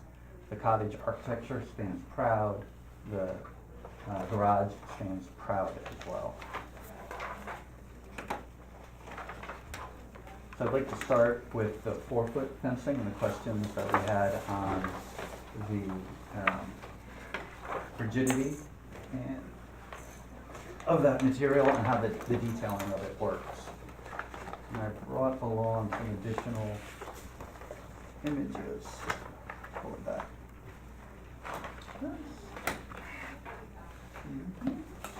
Sorry. Just the HDRB. At a bigger size, because the last one was here, I was showing like 2-inch by 3-inch images of the fence itself. But these are kind of closer views of the fence itself. And it's similar to a kind of garden vegetable fencing, but the posts themselves are 2-inch galvanized steel. The fabric is a heavier gauge fabric. The way that this fence gets installed, and we've installed it well over a dozen projects, and we have examples that have been up for over a decade, is that the fabric gets tensioned. So the fabric will get tensioned the span of the fence. It then gets applied to the post itself. There's a plate, you can see on some of these images, there's a steel plate that will sandwich the fabric to the post. There are screws that are flush mounted on the base plate that sandwiches that fabric. And what that does is that the tension then on the entirety of that fence gets held between each panel. So the tension kind of gets distributed along the length of that fence. We will also often put a steel aircraft cabling wire that goes along the top of that fence. That also will get tensioned and then crimped and held in place at each post. Kind of that tensioning and that wire. Yes, there's just very small hardware that goes at the edge that just holds that cabling and wire. This detail kind of shows that in a little bit more, very subtle. The screws are flush mounted. I mean, it's a very visually simple way of holding this fence, and it just gets rid of a lot of the visual clutter, and the legibility of the fence really becomes something that's pretty simple fabric. We often will use it in lawns and meadows. In this instance, it would be more implanting. This fence is also going kind of up on that ledge area and set further back, so it would have very little presence. Is the galvanized the only finish option? Sometimes we'll do it in stainless, but the stainless has a It's sheen. more of a shine. It does. The galvanized has a little bit of a shine, like the first week or 2 weeks, and then it goes very dull, and having it dull actually recedes. I actually spent some time driving around looking for fences that were similar, and noticed that those that are in a dark finish do tend to disappear pretty quickly. The ones that struck me as most sort of dissolving into the background were in the blacks. Obviously color's not an issue for us, but finish. Yeah, sometimes with the black paint that chips over time. Well, that's a question too, is how the finish. Yeah, and the galvanized stays holds up really, better really over well, time. excellent. And because everything's getting sandwiched with this detail, you're not breaking any of the galvanizing with it. so it does really hold up good, and the only place that you break the galvanizing is actually on the back side of the plate, and so you don't notice the rust there. So, and we again, we use this right on the coast too. We're in a pretty tough environment, and actually prefer it over the stainless. Well, and you're also dealing with the brackish water from the river You are, and, there. yeah, and there is kind of an agrarian quality to rural to it, and which we like, or garden too. More so than- It's a 1 inch by 1 inch wire mesh. Is this the same as this? Yep, they're all the same. They're all the same. Yep. I mean, it's usually viewed from afar too. You know. Photographs to show you what it looks like up close. And it looks like in these two images, one has the tension cable and the other one doesn't. Yep. Is it why? Who makes that decision? It's a visual one, and then Okay. sometimes building inspectors too. Okay. I like to have that cabling, so in a pool fence, having the cabling along the top, just, if someone's climbing it, it makes it more difficult Mm-hmm. to bend. Okay, and you would be opting to have the cable. Yes, we're Okay. having cable there. I think visually it does reduce a bit of what the concern of the posts kind of not having any rigidity, lateral rigidity. I think it kind of makes it seem a little bit more. Well, and understanding how it comes together in the image here is Right. helpful. Mm-hmm. Now, in this photograph and this photograph, Mm-hmm. it appears that the posts are metal, Mm-hmm. but in this photograph, it looks like they're wood. No, they're all metal. It's just a black and white photograph. Okay, and what is the material? Galvanized steel. It's all galvanized. It is. So the cabling is typically stainless because it's easier to get. So that's gonna have a different sheen A little bit, that's along the top and, correct. but you had concerns about the posts last time. Have those concerns been addressed for you? Yeah, pretty much. The only, my concern, I think, my concern was that the top looked flimsy and Mhm. unfinished, and I think the addition of that cable, I think this photo is The a one shown. particular good one Mm-hmm. to look at, to see that top cable, you know, because it's further away, so you I think it gives it the appearance of greater rigidity. It's the tensioning actually that really is what. Yeah, and if someone holds tries to it. climb over it, I think that's a worthwhile addition. Yep. And it is, just because on this page, you have the scale of it for a 6-foot fence, is it still being proposed at 4 feet? 4 feet, Okay. or on top of the ledge. We do, on the side entry, where we have the 6-foot wood, Oh, Fence. right, okay. we have 2 panels of the fabric Uh-huh. there that There's 6, right? is 6 feet, and we have an elevation, so maybe we could, Oh, I see, in this last page. yes. So it steps down after those first 2? It does, so, again, along the top of the ridge, like in this view, where it's high on that ridge is 4 feet. Where it steps down, actually the ledge kind of ends right where the drive enters the property, where the, Which drive, this drive? yes, that drive where the 2 piers are. Mhm. There's a pretty good drop there, from the ledge. At that lower area would be a 6-foot, and we have an elevation on that final page of the package. Shows the elevation of where those panels would be 6 feet tall, and this is actually the location on the property where most people enter. Driveway back? Mm-hmm. Yeah.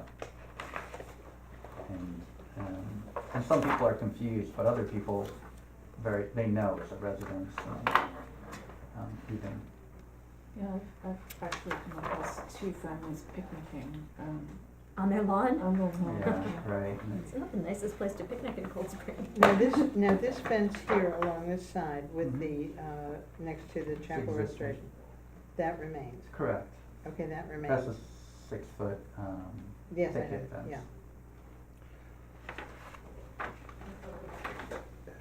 I guess, you know, my concern is,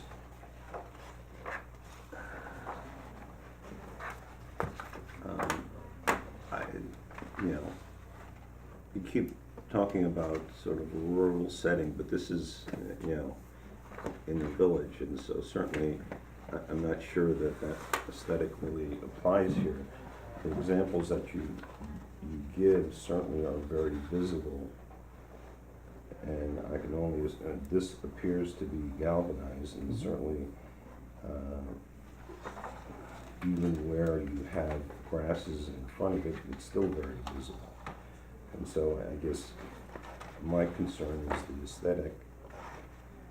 One of the things we talked about last time was the difficulty of the variability of the site through there, that it's because the rock ledge is exposed in so many places, you sort of end up having varying heights of fence. And that was one of the reasons that I think you were moving in the direction of a fence that could be seen through. Yes. Well, but that would be true of any fence. Right, but I think the idea was that this fence, you would be less aware of, because it's more, you have the ability to see through it, you'd be less aware of the top as it varied.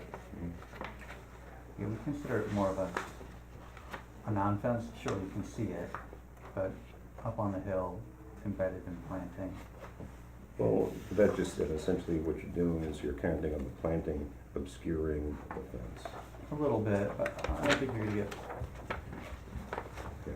Right, I think we're really trying to just keep the fence very quiet and simple, and having it set further up, having it set further back from the edge of the property, allowing the ledge that's out there, you know, that rustic, heavy rock, letting that still have a presence on the street, really trying to unencumber the edge. I think it is also, the property is somewhat of an anomaly in the village, given the frontage on the street and the ruggedness and the variable of the grade. It's a difficult fencing problem. And I think, you know, really trying to make the fence, not draw attention to the fence, but provide some, you know, security of the property is really the goal. Well, but the rock outcroppings are not unusual in the village. I mean, they're all over the place.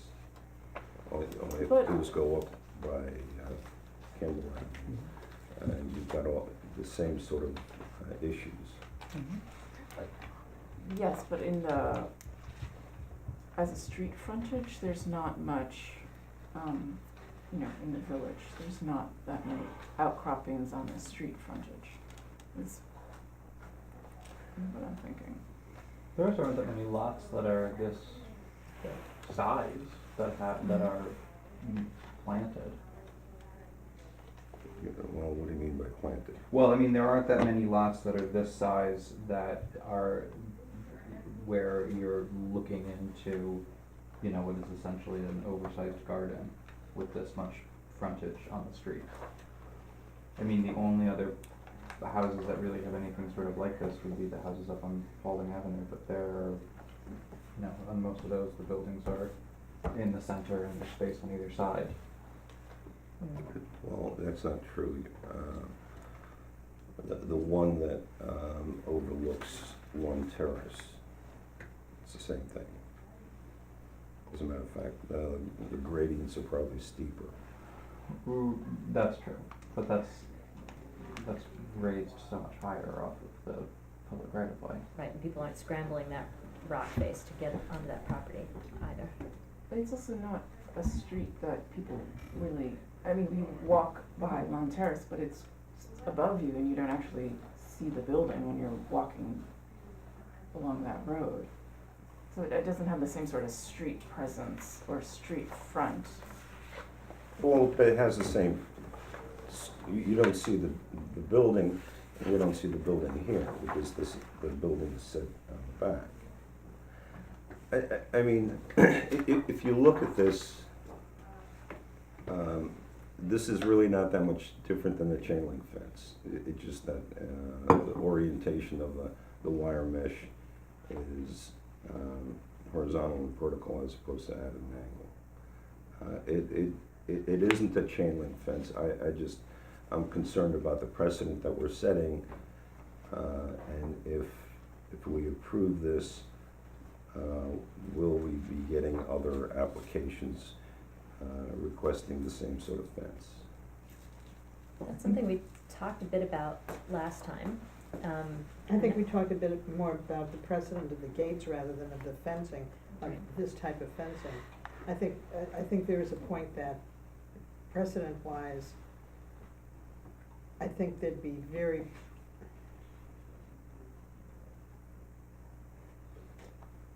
I think we'd be seeing more applications of this type.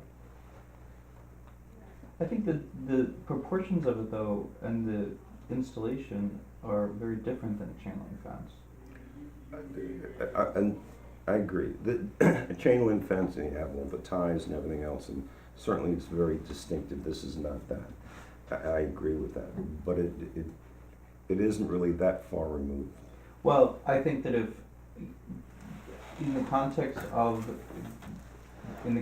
where it is going to appear on the site and the context of the site itself, you know,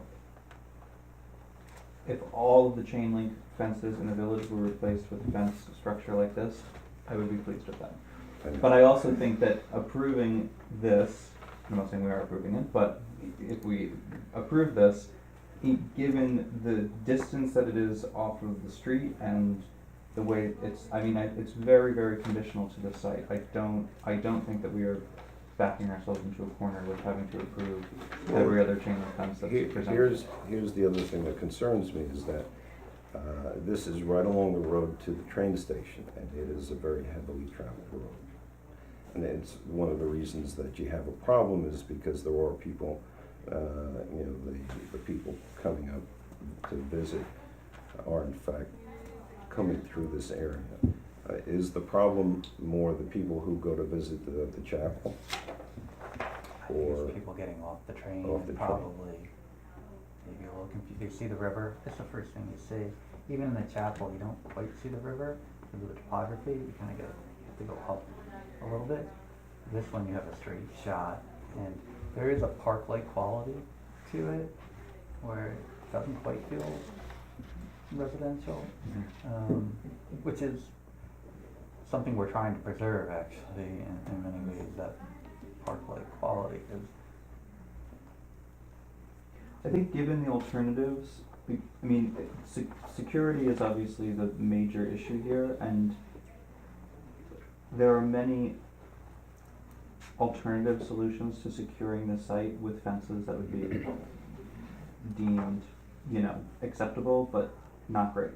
It could be, there's nothing that would prevent us from approving a fence that was very close to the property line and black wrought iron like going down the side As it was. as it is. And I think that detracts from that does more to detract from the site itself than this does. Why did you say that? Well, for one, I think that it's very imposing and sort of brutal, and this, because it's setback, it becomes much less an event, and I think it allows people walking by to be able to appreciate the site more and still have a view through. Well, even with the fence on the side that would remain, you still have the view through. Yeah, And- but And it's- that's a 6-foot fence, and, This is gonna be a 4-foot fence. and this is going to be 4 foot in here, On a Right. higher elevation. at a higher elevation, it's true. But, having an iron type of fence, I think is just more in keeping with the aesthetic of the village. I don't think you put an iron fence on the middle of your yard. right? At that Well, that's not point. exactly the middle of the yard. I mean, what you're looking for is keeping people off the property. Well, and I think it too, it's about preserving the character of that edge of the property. Well, you're talking about a problem that you have with people coming up and walking up the hill. Wouldn't it be better to put a fence that is clearly visible from the street rather than having one that kind of disappears and people don't see it until they actually start climbing up? I think it's about preserving that edge. We actually think it's a pretty beautiful edge, the way it is today, that natural, rugged. Well, and you'll remember that the fence that was installed without permits, the wrought iron fence that was installed without permits Yeah, along the down edge, by the curb. yeah, closer to the property, over the property line actually, Mm-hmm. had a very strong visual image and really cut the public off from that slope. I mean, it was beyond the property lines, but sort of the opposite extreme. Okay, but isn't that what we're trying to prevent people from going up the slope? Well, it doesn't sound like you're trying to prevent people from going up the slope, it sounds as if you're trying to prevent them from continuing over the slope onto the Mhm. property, right? I think once you start to fence off the slope, then you really feel like the property, that view is not as accessible when the fence is held back. Also, the property line is held back and it's on that, it's beyond this, Right, it's Wall. up here. so, it's already held back. And then if you're able to just, maintain that slope and that feel there, it sort of integrates the property more into the village. And I think that's desirable. I don't think you wanna give them what they need security-wise, but you also wanna make this, especially that very beautiful part of the ledge, feel like it's part of the village. I think, you get off the train, it's very striking. I don't think you wanna cut it off.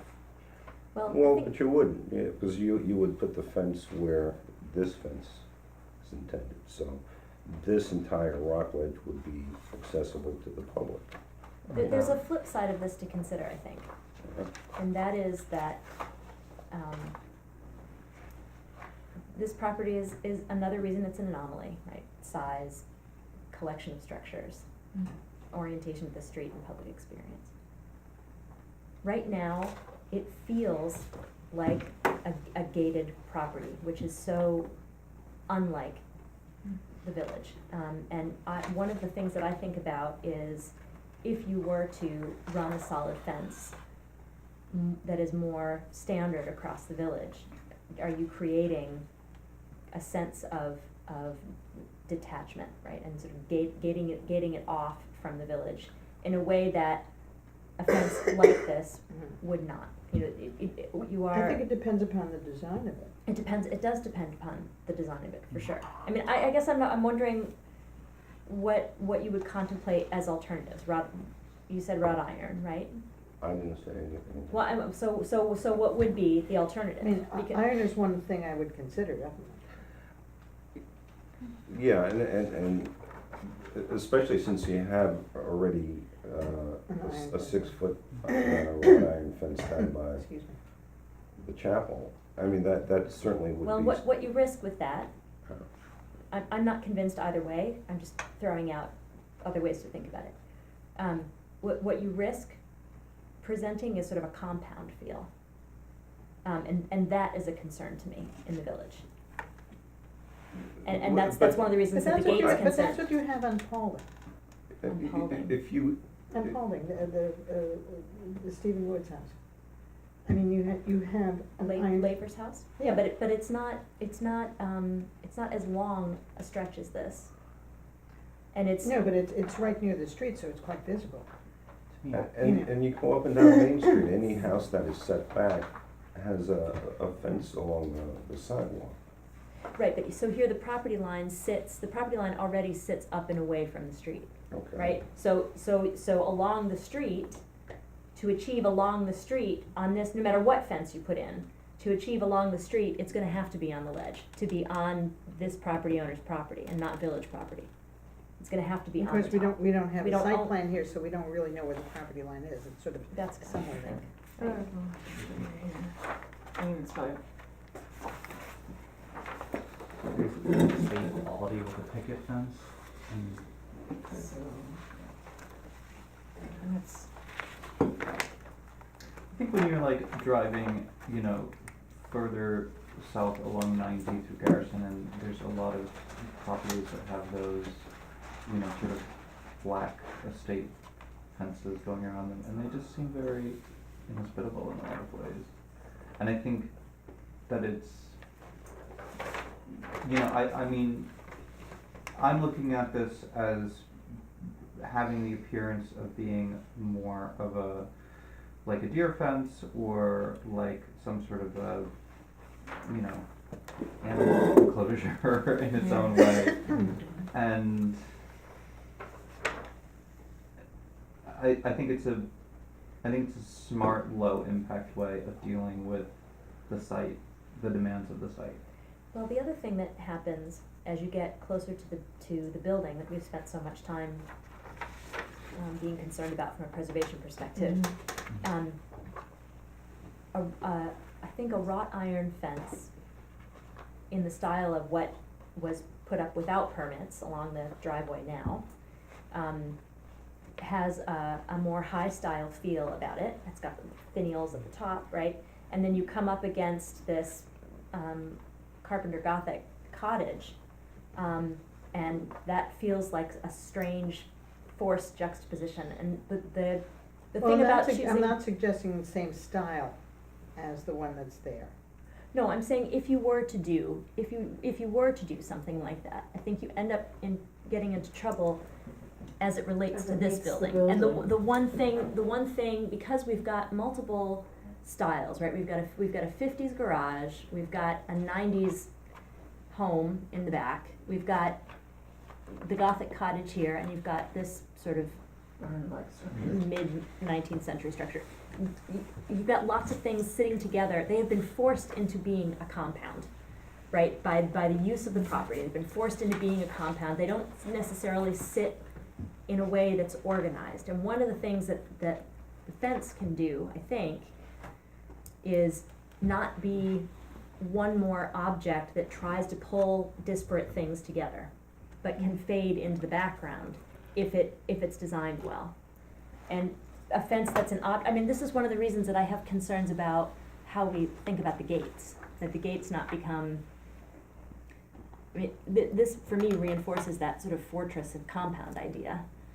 Well, I would rather see the fencing continue and the gating continue in an open way along.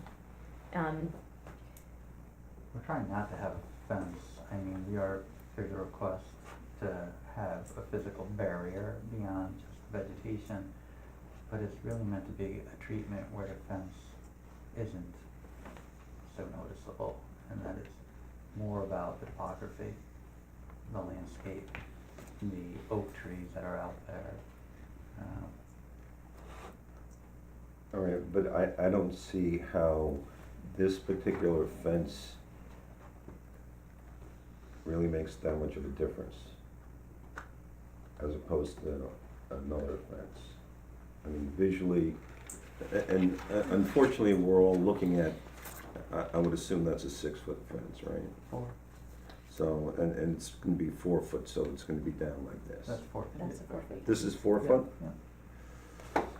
All right, well, then I think visually it's, And that you're not going to be experiencing at that same, all right, Height, but you right? talk about not having another thing which, another element which is, but this is entirely different from anything else that goes on. it's entirely different, and it's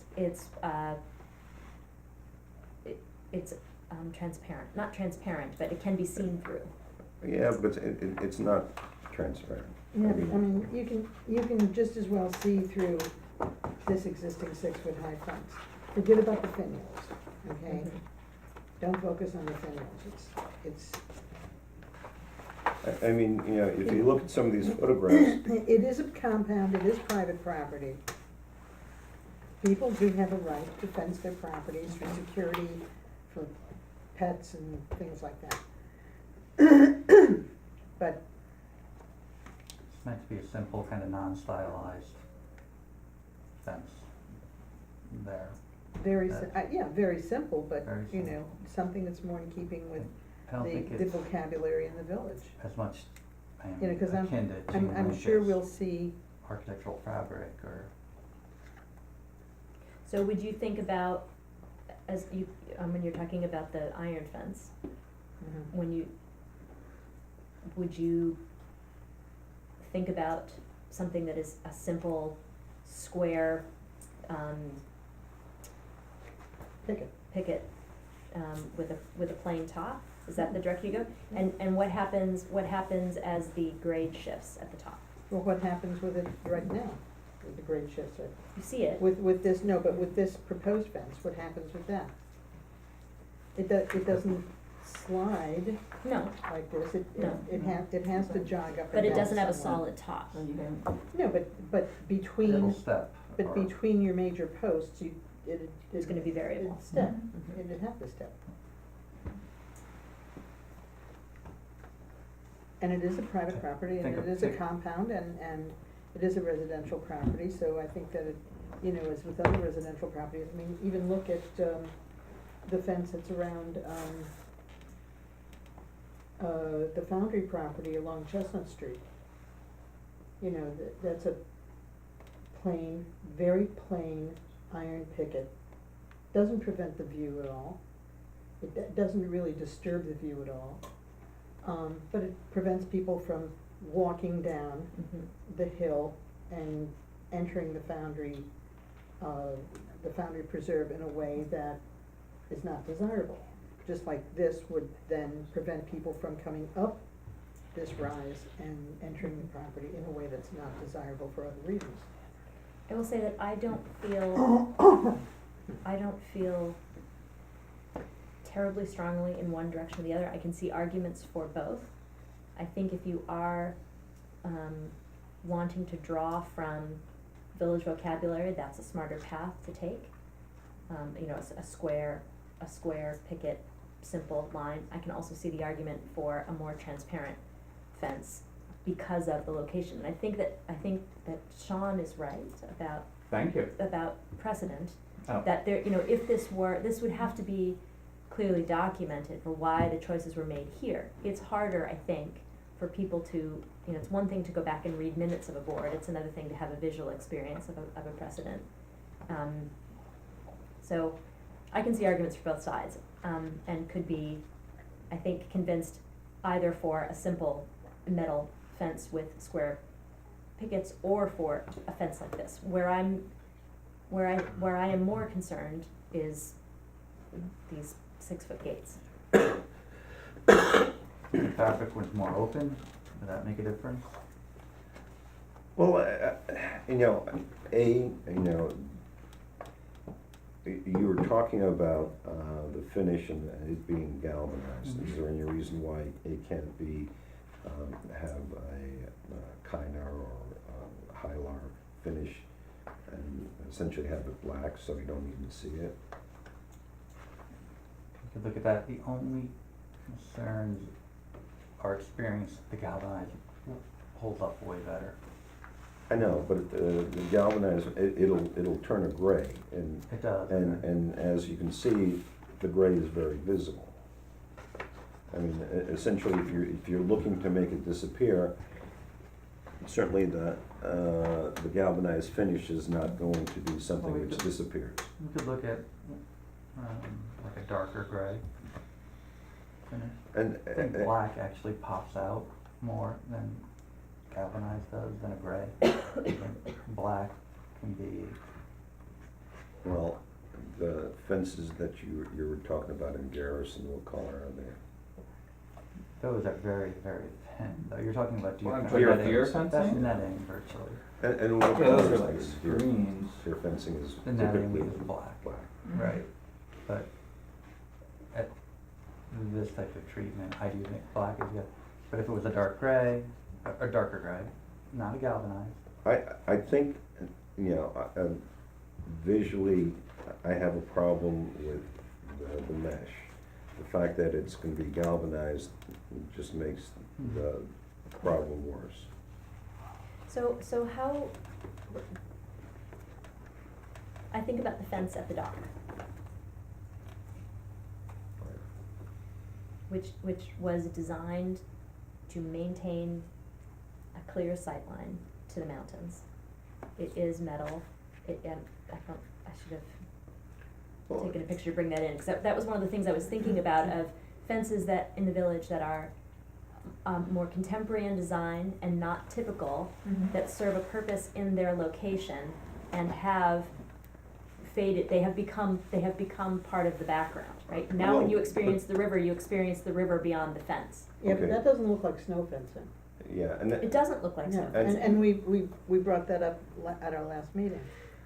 that and also, that is, wire mesh, which is underneath a guardrail. So, unless you're a toddler, that really doesn't, has no impact on your visibility, because you're standing next to the guardrail, you're already looking over it. Right, and this is gonna be up off the public right of way and further back. So I guess It'll there be are. up in your field of vision of somebody walking up the street. Yes. So I think that, But it doesn't, for that segment next to the cottage, that's further back on the property.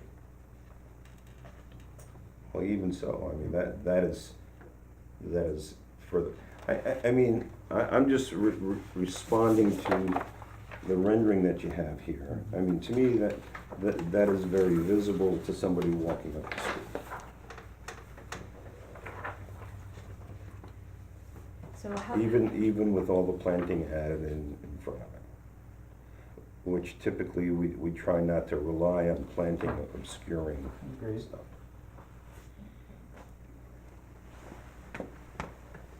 So, just mindful that it's 8:45 and we've Okay, got. yes, we should move on.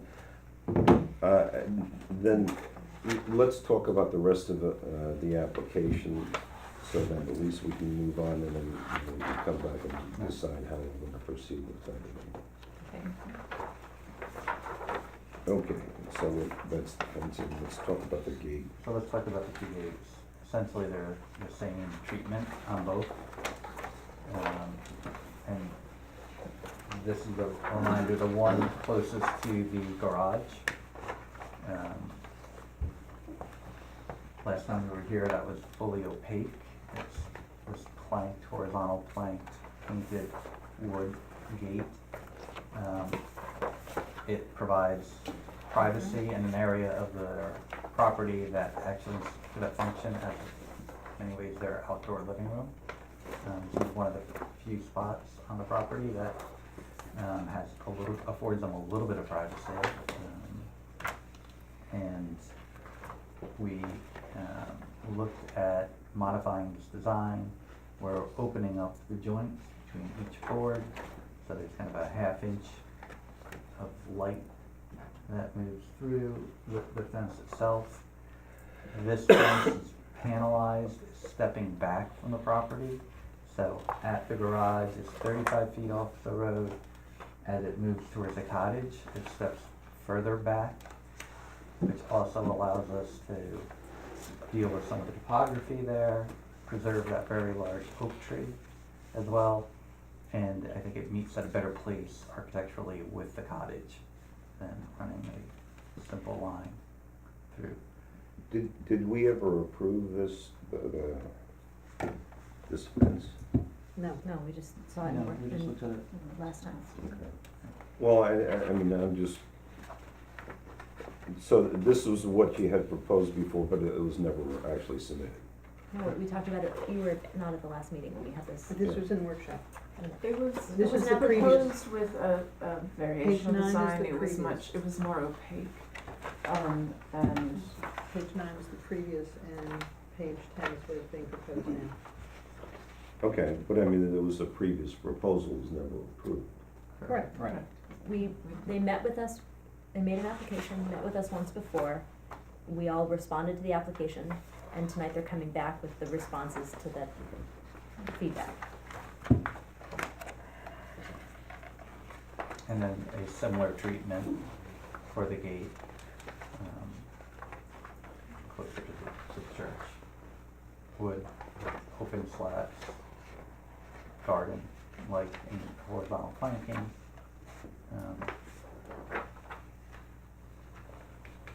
Non-stylized. And they're both vehicular gates, and they're both 6 feet high. And I walked around the entire section of this village, all the way from the northernmost end, and all the properties on, basically on this side of the railroad, and looked at every gate and every fence that was visible from the street. And there isn't a single one that's 6 feet tall. And I know zoning permits it. And, with only a couple of exceptions, and those that are very, very far back from the street, did you have sort of the panel type construction, typically with a pickets or lattice at the top. And, I'd like to see this whole thing brought back to the line here, so that it's further back from the street. Off the corner of the garage? This is basically a delivery entrance, and this is the regular vehicular Yeah. entrance Yes. for cars. So the one next to the garage is really mostly pedestrian, so it's already 30 feet from the street. I think Yeah, and that- the only place I found one that was 6 feet tall was, visible from North Street, that is behind the parking lot, from Tim Miller's offices. And, A fence or a vehicular gate? not a gate, but that's a fence, okay? But it does have a gate in it. And and that one is about 6 feet tall, but that's maybe about 45 feet back from the street. Well, I think that there are examples of that, especially on Lund Terrace, as you're going by, this is a more than 6 feet stockade fence. Yeah.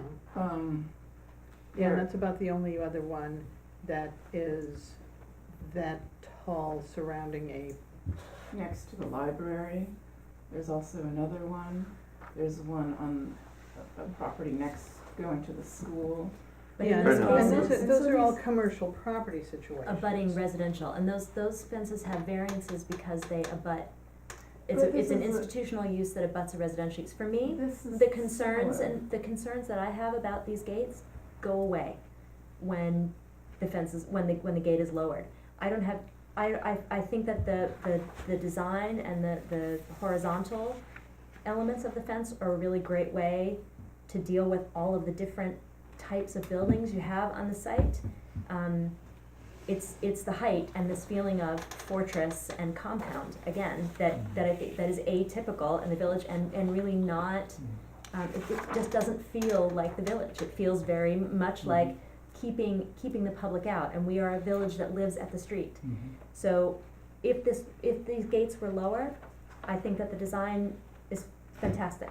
It's just the height. I think lower and further back, but it's also, I mean, this is almost a hostile design. And it Exactly. almost, and because it's so designed, it makes a statement of itself, and it kind of competes with things near it, it's, and it's still, 88%, opaque, that's pretty darn opaque. I mean, even if you knock it down 2 feet. Yeah. I mean, most of the examples that you have here are side, fences along the side, lot, Yeah. lot And, side so lines. this is The one sort on, of the set one, back the same amount, so it's the entire, it's set pretty far back. So you're seeing, you know, the entire house and then the fence, so I mean, it's a it's a- very similar You know, situation. as far as vehicular use there, it's a delivery entrance. The one-on-one terrace is a very small lot behind that building. And it's used as a, you know, an active dining area for a commercial establishment. You know, on a road that is the only road going to the other side of the river, to the other side of the railroad. You know, it's apples and oranges. That's a residential use. It's Talking about the yellow house? residential. No, Yeah, it used to be a commercial. It used to be a now it's tavern, but now it's residential. oh, it's not, it's residential now? Well, yeah, but that fence was probably installed before that. I believe so. So how do we move forward? I'm just Well, mindful we have a room full of people waiting. Well, I guess, you know, let's hear other, do you have any thoughts on Yeah, sure. the fence? I think that opening it up with which was the suggestion that I made during the previous meeting, I think opening it up with those, Reveals in the planking really helps to increase the feeling of sort of transparency and airflow.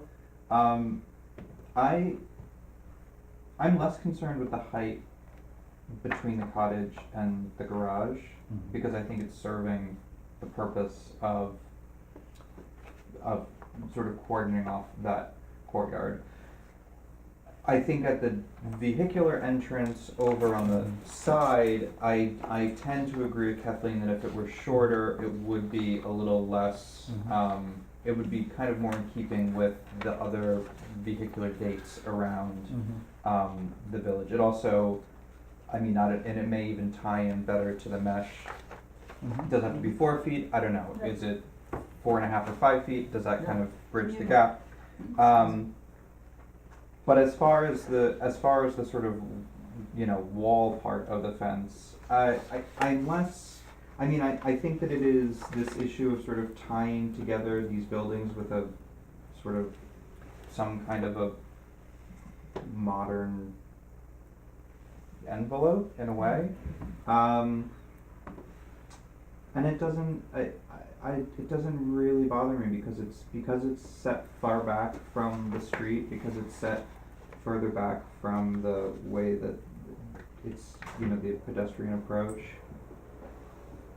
One of the challenges we had with, the reason it doesn't go straight across and it's stepping that way, that there was a door coming out of the garage that we had to get the fence in front of. And we also didn't want that fence to land in the middle of the cottage. Right. So stepping it back allowed us to resolve the door coming out of the garage.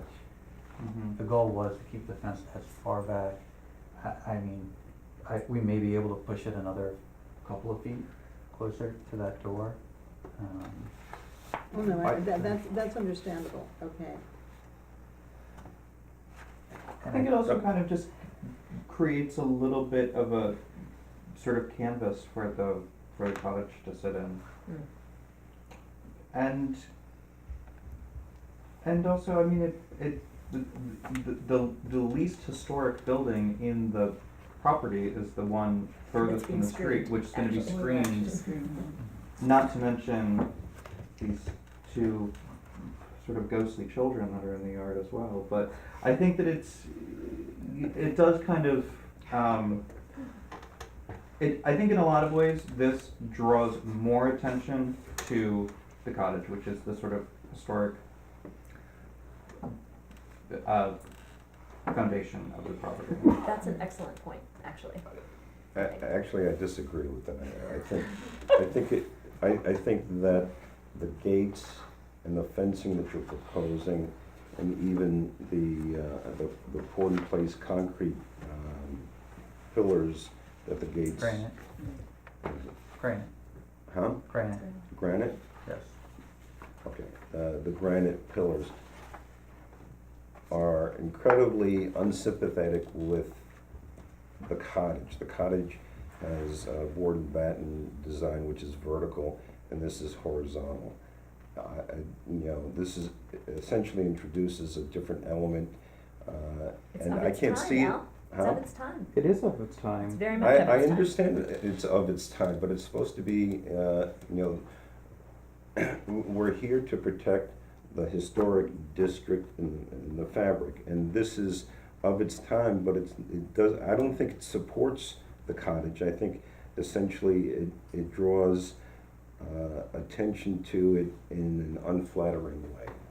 I think it draws attention to itself as a gate. It makes a statement by itself, and I think that's it competes with the cottage and with the general ambiance of that area. I disagree, it's totally subservient to the cottage. I actually agree with Sean completely. I think it makes a statement about itself. You may need to come back on a night when you have a tie-breaking vote. No. Now, the rendering that we see here, is that 4 foot or 6 foot? 6. 6? Mhm. And do you have did you get a variance for that? No, you don't Oh, need it, it's it's- industrial zone. It's not an industrial zone, it's a B1. B1. B1. Minimum, they can be minimum 5, right? It's allowable in that portion of the district. That was the first question we asked, because it We were wasn't. not referred to zoning. No. Okay. But the 4 foot, thinking about, I mean, there is a real privacy concern at that entry, there. There's less of a concern about Yeah. privacy at the You know, other. and- Well, On a but property this large, yeah. I mean, you know, with the space here and the space here and the spaces and here. all of this, and you have the entire dock out back. Yeah, Which a lot of eyes are on you. Well, I know, I'm just, you know, I mean, you You can can go see it anywhere in both you views. can go It- anywhere in the village and you can look into properties and see people, you It's know. part of the village. You know, it's part of, it's a Sure. village, you know, Yeah, and it's, But, people are also trying to eke out privacy wherever they can in the village, and you see that all over the place. So I think that you can have having a portion of it as a private area where all those buildings come together is a reasonable place to do that. isn't that that's actually, it's not the delivery area, it's the main entrance to the building. It's the main entrance, and it's where yeah, hopefully, all the buildings come together, and a lot of vehicles aren't going into here unless you're a moving van, maybe if you're moving in. or something. somebody needs to drive up to the house because they're That's the purpose of the All right, ghost children. but the To thing is illustrate. that, as opposed to the rest of the village, where they're dealing with a very small lot, I see more private areas here than any other piece of property in the village. So, I mean, the issue of privacy, I just have a hard time accepting it. And we are trying to keep an open edge to the property. I think it was about getting some containment in that zone. Containment of what? Here, where the ghost children are playing. Okay. Well, it could be a fence, it doesn't need to be an opaque fence. Right, which is how we got to the opened, at Sean's suggestion, the wider division between the horizontal members. yeah, half inch. I think that is, to me, this is still a stockade fence on the side. It's not a stockade It's not a fence. stockade fence. I know. It's not even, It yes, may it as well be a panel fence. It may as well be a panel fence. it's neither a stockade nor a paneled fence. I think It's that, what some people call a spike fence, Okay. a what? spike fence. Well, all right, since it's now 9 o'clock, I guess the question is that, do how long you is want Andrew us on to? maternity leave for? Yeah, Absolutely, do you when is want us- Andrea's baby due? Monday, she's having a Oh. C-section on Monday. Do you want us to take a vote on this? Because I think that ultimately, it sounds like there's a lot of different opinions on it. Mhm. I mean, that's what it boils down to. I can support the application myself with a lower height on the gated area between the garage and the cottage. With a lower height. Well, then Yeah, not let's 6 feet. take essentially what we have are two applications. One is the mesh fence and the other are the gates, right? So let's take them separately. Let's talk about the mesh fence. And we can talk about how, at this point, we would vote, and we can sort of see if they want us to take a vote or they want to retract it and come back with some other thoughts. So, and how do you feel about the mesh? I still think it looks like snow fencing, and I think it creates a bad precedent. All right, and I feel the same way, so you would not get an approval on that, so withdraw it. I mean, you know, if we vote on it, it'll not be approved. So if we come back to you with the application somewhat changed, not drastically changed, with a board of 5 people, you know, can we re-present it, or are we withdrawing the application? I'm not sure, just procedurally how you're asking us. Well, if you withdraw the application, I mean, even if it's disapproved, you can resubmit it, another application at some point in the future. So, you know, it's entirely up to you. But you know, if we were to take a vote, the mesh fence would not be approved. And if we came back with darker finishes, sounds like. We can start the process all over. Are you supportive of the material, the design with a darker finish? No. I just think it's a precedent that we will live to regret.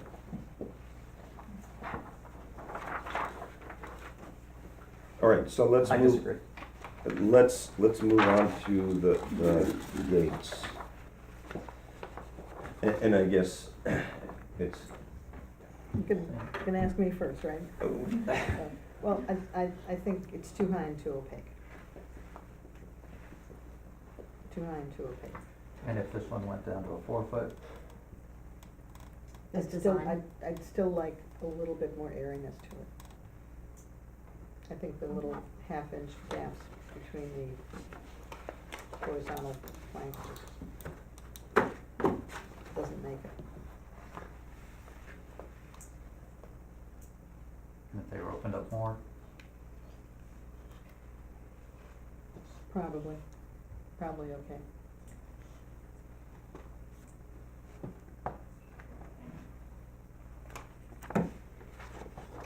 And I just have a real problem with the aesthetic.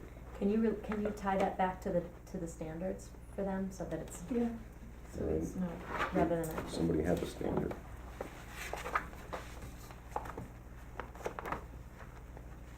As far as height is concerned, I don't have a problem with the 6 foot height between the cottage and the garage, but I do think because there's nothing at the car entrance to give it sort of any scale, it just does seem a little too tall.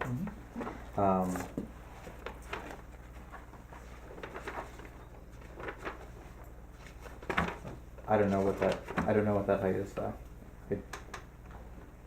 I think with the span that wide for it would seem a little too short.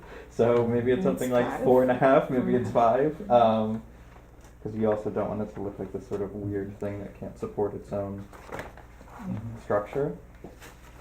All right. The standards say fence shall conform to, is this in the historic district, or the national district? Local. Local. Stockade fences are not allowed. It says in the, I'm sorry, district regulations, shall conform to documented historic types used in the Hudson Valley when the principal structure was built. The style shall be appropriate to the principal structure. Traditional flat wood picket shall be a maximum of 3.5 inches wide. Maximum spacing is 1 picket width for wood fences with a square baluster type pickets or period ornamental iron, square or round metal balusters or pickets shall be a maximum of 5 inches on center. Horizontal wood railing or other type permitted with documentation. No chain link fences are allowed. Stockade fences are permitted in rear yard only. So following that logic on this site, if you're following the architecture of the primary building, you may as well have a PVC solid fence. I mean, it's a 90s, the primary it's a- structure is a 90s building that's totally out of conformance with everything in the district. It's not, No. it's 2005, actually, 2005, looks of the 90s. Within with the 90s aesthetic. With the 90s But- aesthetic. But the point is, I think it's hard on this site to pin down. There are elements of all of that that can apply, and for that reason, I Except, think that the contemporary design and that makes this fence of its own time is appropriate, and so I can get behind the design. okay, and I disagree with that because the principal structure is actually on the slope of the opposite side of the hill. And so therefore it's very, it is concealed to a large extent. It's even concealed with the cottage and the garages. I think that visually, the principal structure that you see is the cottage, especially now that it's all been rebuilt.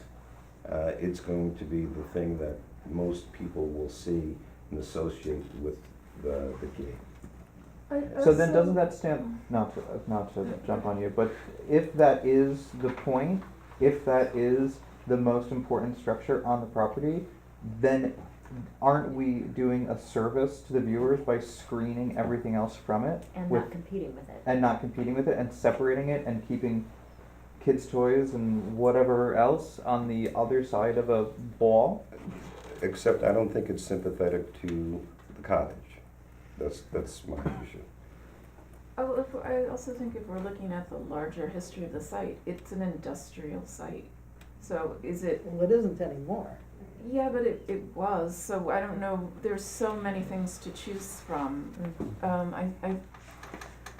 Except as you're walking, our biggest concern is as you're walking along that street, along Market Street. And realistically, it's the garages and the cottage. Yeah, I mean, you can hardly see the